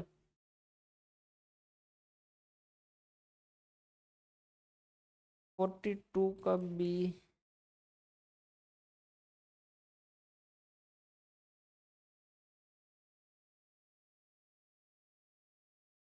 हाँ देखो, टोटल जो है, टोटल ही पूछा है ना, टोटल जो है वो 12 हो, 3 डाइस है, तो टोटल कितने आउटकम होंगे? 6 × 6 × 6, 216 आउटकम होंगे। अब देखो, ये फर्स्ट है, ये सेकंड है, ये थर्ड है। टोटल 12 आने के लिए क्या हो, पहले में 6 आए और दूसरे में जो है वो 1 आए, 6 और 1 आए और ये 5 आए, या फिर 6 आए, फिर ये 2 आए और फिर ये 4 आए।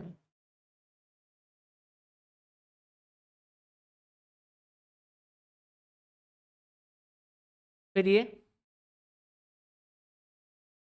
6 आए, 3 आए, 3 आए, फिर ये 6 आए, 4 आए और 2 आए, फिर ये 6 आए,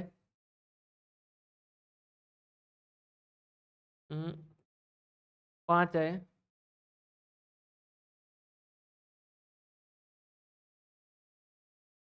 ये तो ये सेम हो जाएगा। 633। देखो, देखो भाई, 3 है, 6, 1 और 5, पहले टोटल अपने को कितने चाहिए? 12 चाहिए। ठीक है, पहले में आ गया 6, दूसरे में आ गया 1 और तीसरे में आ गया 5। तो इस तरीके से जो क्या होंगे आपके टोटल कितने बन रहे? 7, 5, 12। क्लियर है? अब इन तीनों को वापस इधर उधर भी कर सकते हो, 6, 5 इधर ले आए और 1 इधर ले आए तो भी हो जाएगा, या फिर ये 5 जो है वो इधर आ गया, 6 इधर आ गया तो भी हो जाएगा। तो ये टोटल इनके कॉम्बिनेशन कितने बन सकते हैं? तो अपन क्या कहेंगे, 3p3, सीधा इस तरीके से कह सकते हैं कि 3 को 3 जगह बैठाना है, या फिर सीधा आप कह सकते हो कि अल्टीमेटली ये क्या आ जाएगा, 3 फैक्टोरियल आ जाएगा। समझ आ रही बात भाई? क्लियर है ये यहाँ तक की बात? 6, 2 और 4, 6, 2 और 4 में क्या हो जाएगा, वही वापस 3p3, जो कि हो जाएगा आपका 3 फैक्टोरियल। 6, 3, 3, ये क्या हो जाएगा, 2 कॉमन है तो वो वाला फॉर्मूला लग जाएगा, 6 फैक्टोरियल, सॉरी 3 का फैक्टोरियल डिवाइडेड बाय 2 का फैक्टोरियल। अब यहाँ पर समझिएगा, 6, 5, 1, ये वापस लिखने की जरूरत नहीं है। क्यों? क्योंकि ये क्या है, उसी का अलग से, समझिएगा, समझिएगा यहाँ पर, समझिएगा ना। 6 जैसे आपने लिखा, ये यहाँ बढ़ाते गए, 6, 4 और 2, 3 के बाद में ये हो गया 4। हाँ, तो देखो 6, 4, 2, इसको वापस लिखने की जरूरत नहीं है। क्यों? क्योंकि ये क्या है, 6, 2, 4 और 6, 4, 2, ये सेम ही है। उसका क्या है, अरेंजमेंट चेंज हुआ है, जो कि यहाँ पर कवर है। समझ आ रही बात? तो इसके बाद में 6 को हटाओगे, फिर यहाँ पर क्या लिखोगे, 5, यहाँ पर 5 लिखोगे, 5, और इसके बाद में 5, 1, 6 और 6, ये भी नहीं बैठेगा ना। फिर उसके बाद में सीधा क्या हो जाएगा, 5, 2 वाला हो गया, 5, 2,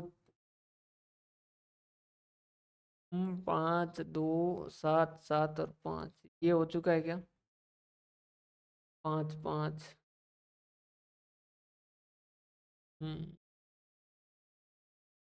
एक सेकंड है ना, थोड़ा सा चेक करना पड़ेगा भाई। 5, 1 और 5, 2 5, 5 1 6 ये तो आ चुका है, तो इसको तो वापस लेने की जरूरत नहीं।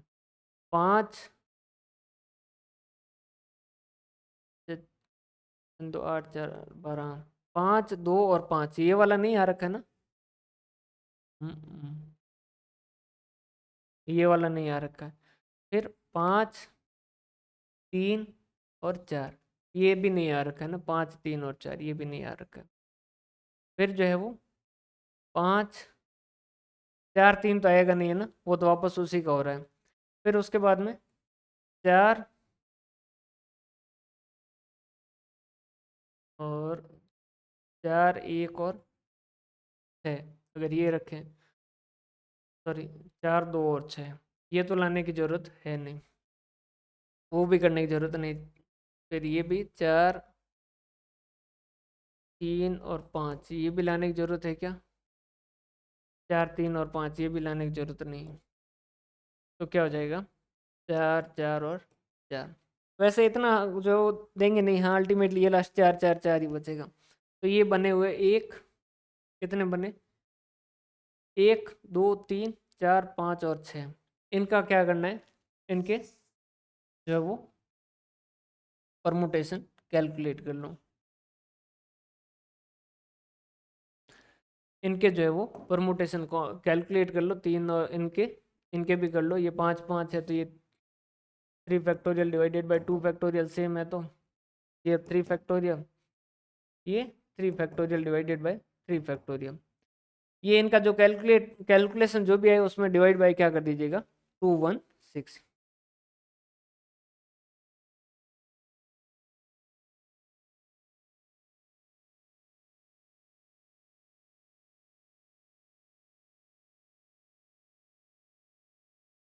और कोई बन रहा है क्या? 5 4 3, 5 3 4 के अंदर ही आ जाएगा। 5 4 3 जो है उसको अलग से लिखने की जरूरत नहीं, 5 3 4 जो है ये तो इसका अरेंजमेंट ही चेंज हो रहा है। क्लियर है भाई? क्लियर है, कर लोगे ना अब? और भाई कौन से क्वेश्चन में बता रहे थे डाउट?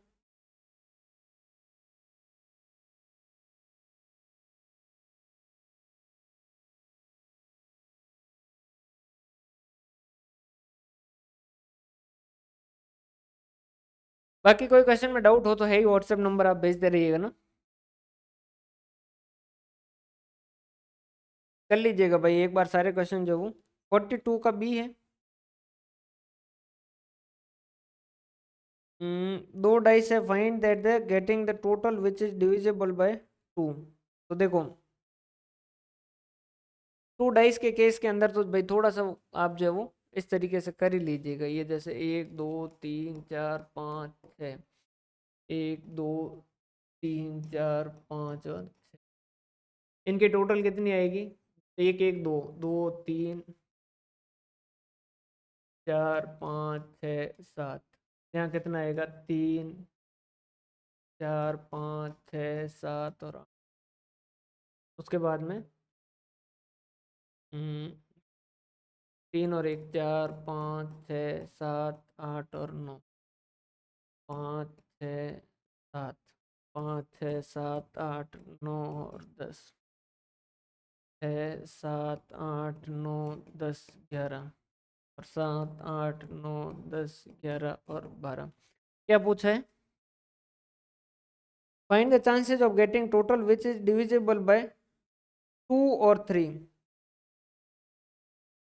2 और 3, अब 2 और 3 वाले जो सारे के सारे जो 2 और 3 से डिविजिबल हो वो सारे के सारे ऐड कर दीजिए। 1 2 3 4 5 6 7 8 इस तरीके से करके डिवाइड बाय कर दीजिएगा ना। और कौन सा है? 71 और 76।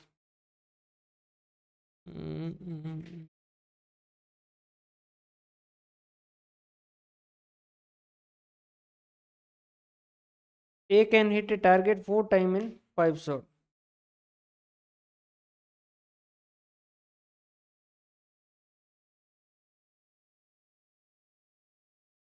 ए जो है उसका सक्सेस का कितना है?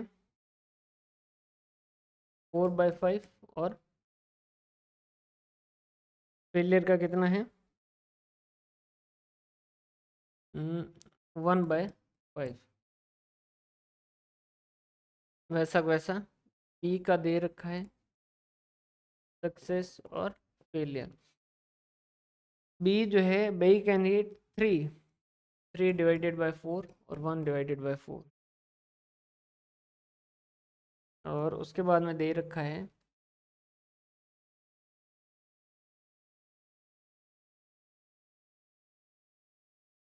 सी का सक्सेस और फेलियर 2/3 और 1/3। उन्होंने क्या किया है, शूट किया है simultaneously. What is the probability that 2 shot at least hit the target? कि 2 शॉट जो है वो 2 शॉट एटलीस्ट।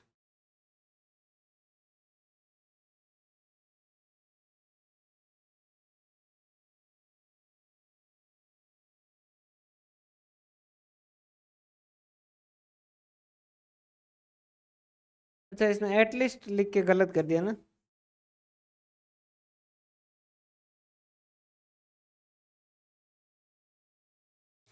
इसने क्वेश्चन जो है वो ओनली 2 शॉट के हिसाब से कर दिया है। इसने जो क्वेश्चन किया है ना वो ओनली 2 के हिसाब से कर दिया है कि ए और बी, ए सक्सेस हो, बी सक्सेस हो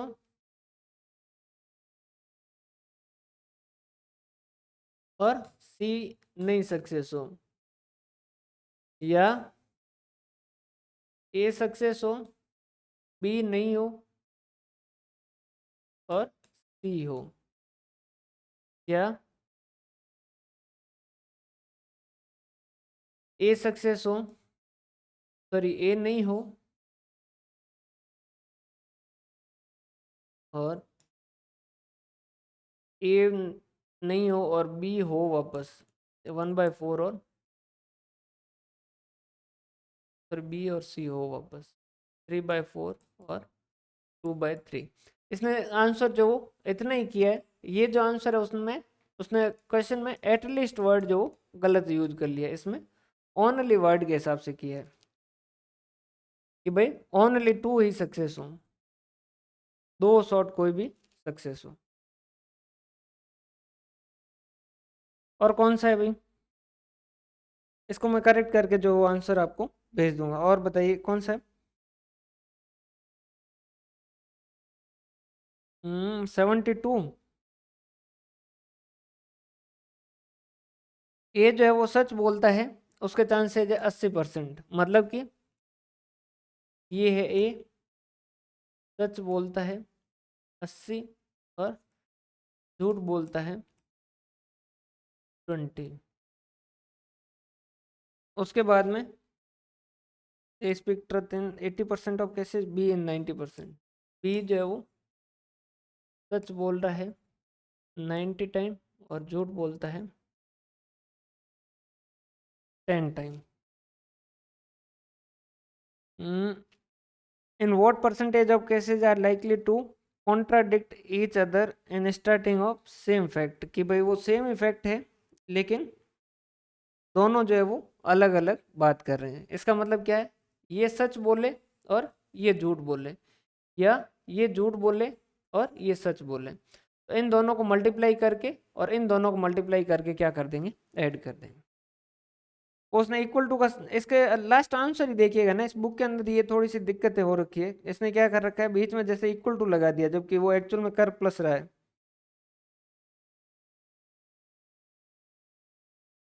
समझ आ रही बात? भाई दोनों कॉन्ट्राडिक्ट करे, मतलब कि ये सच बोल रहा है तो ये, सॉरी एक मैंने सही नहीं गलत लगा दी। ये सच बोले और ये झूठ बोले, या ये झूठ बोले और ये सच बोले, तो ये झूठ और ये सच, मतलब कि ये दोनों तो एंड है, इनके बीच में एंड है और इनके बीच में भी एंड है। तो इन दोनों को तो मल्टीप्लाई करेंगे, इन दोनों को मल्टीप्लाई करेंगे और बाद में दोनों को क्या कर देंगे, जोड़ देंगे। वो उसने इक्वल टू लगा रखा है, एक्चुअल में वो प्लस लिखना चाह रहा है। इस बुक में थोड़ी सी ये प्रिंटिंग मिस्टेक्स है। क्लियर है भाई? कीजिएगा, बाकी क्वेश्चन ट्राई कीजिएगा।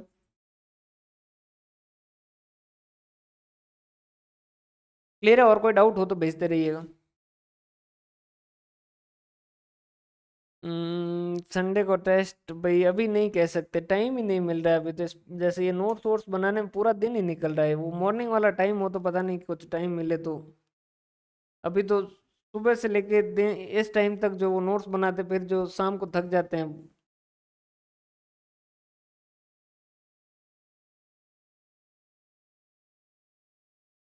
देख लीजिएगा एक बार।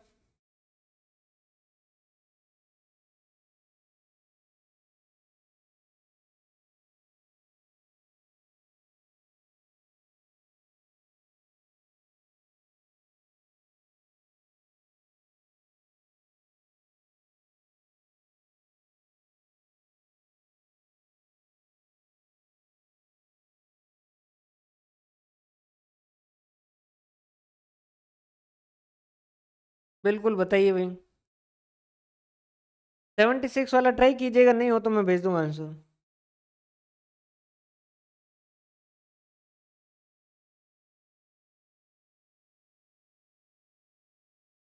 कितने? 17 से छुट्टी है ना, 17 को भी छुट्टी है ना आपके तो। 17 से तो कंप्लीट हो रही है। अभी किसका सर्वे चल रहा है?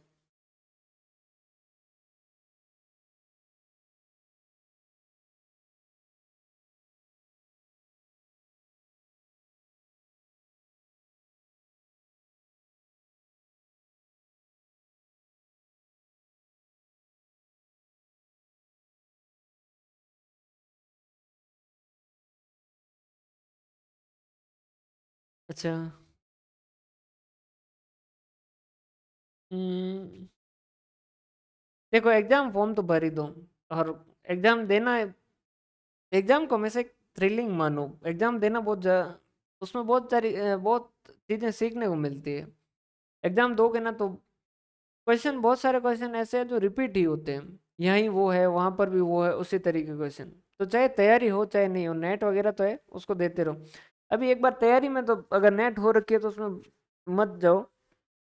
उसके बाद में ये कंप्लीट हो जाए असिस्टेंट प्रोफेसर का, उसके बाद में हम जो है वो इसके नेट के लिए जो है वो पूरा फुल फ्लेज लगेंगे।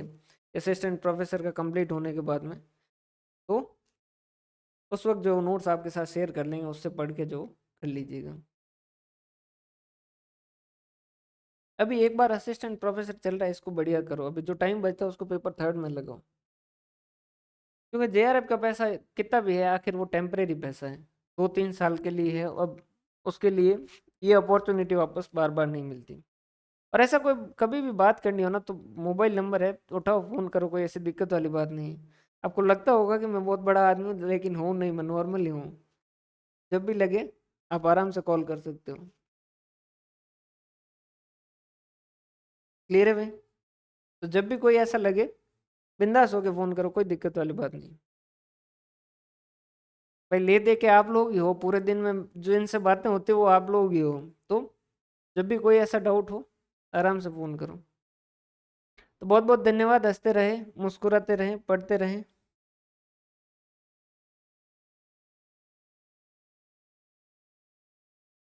ओके जी। बढ़िया, अच्छे से पढ़ते रहिएगा ना। और कोई डाउट हो तो भेजते रहिएगा।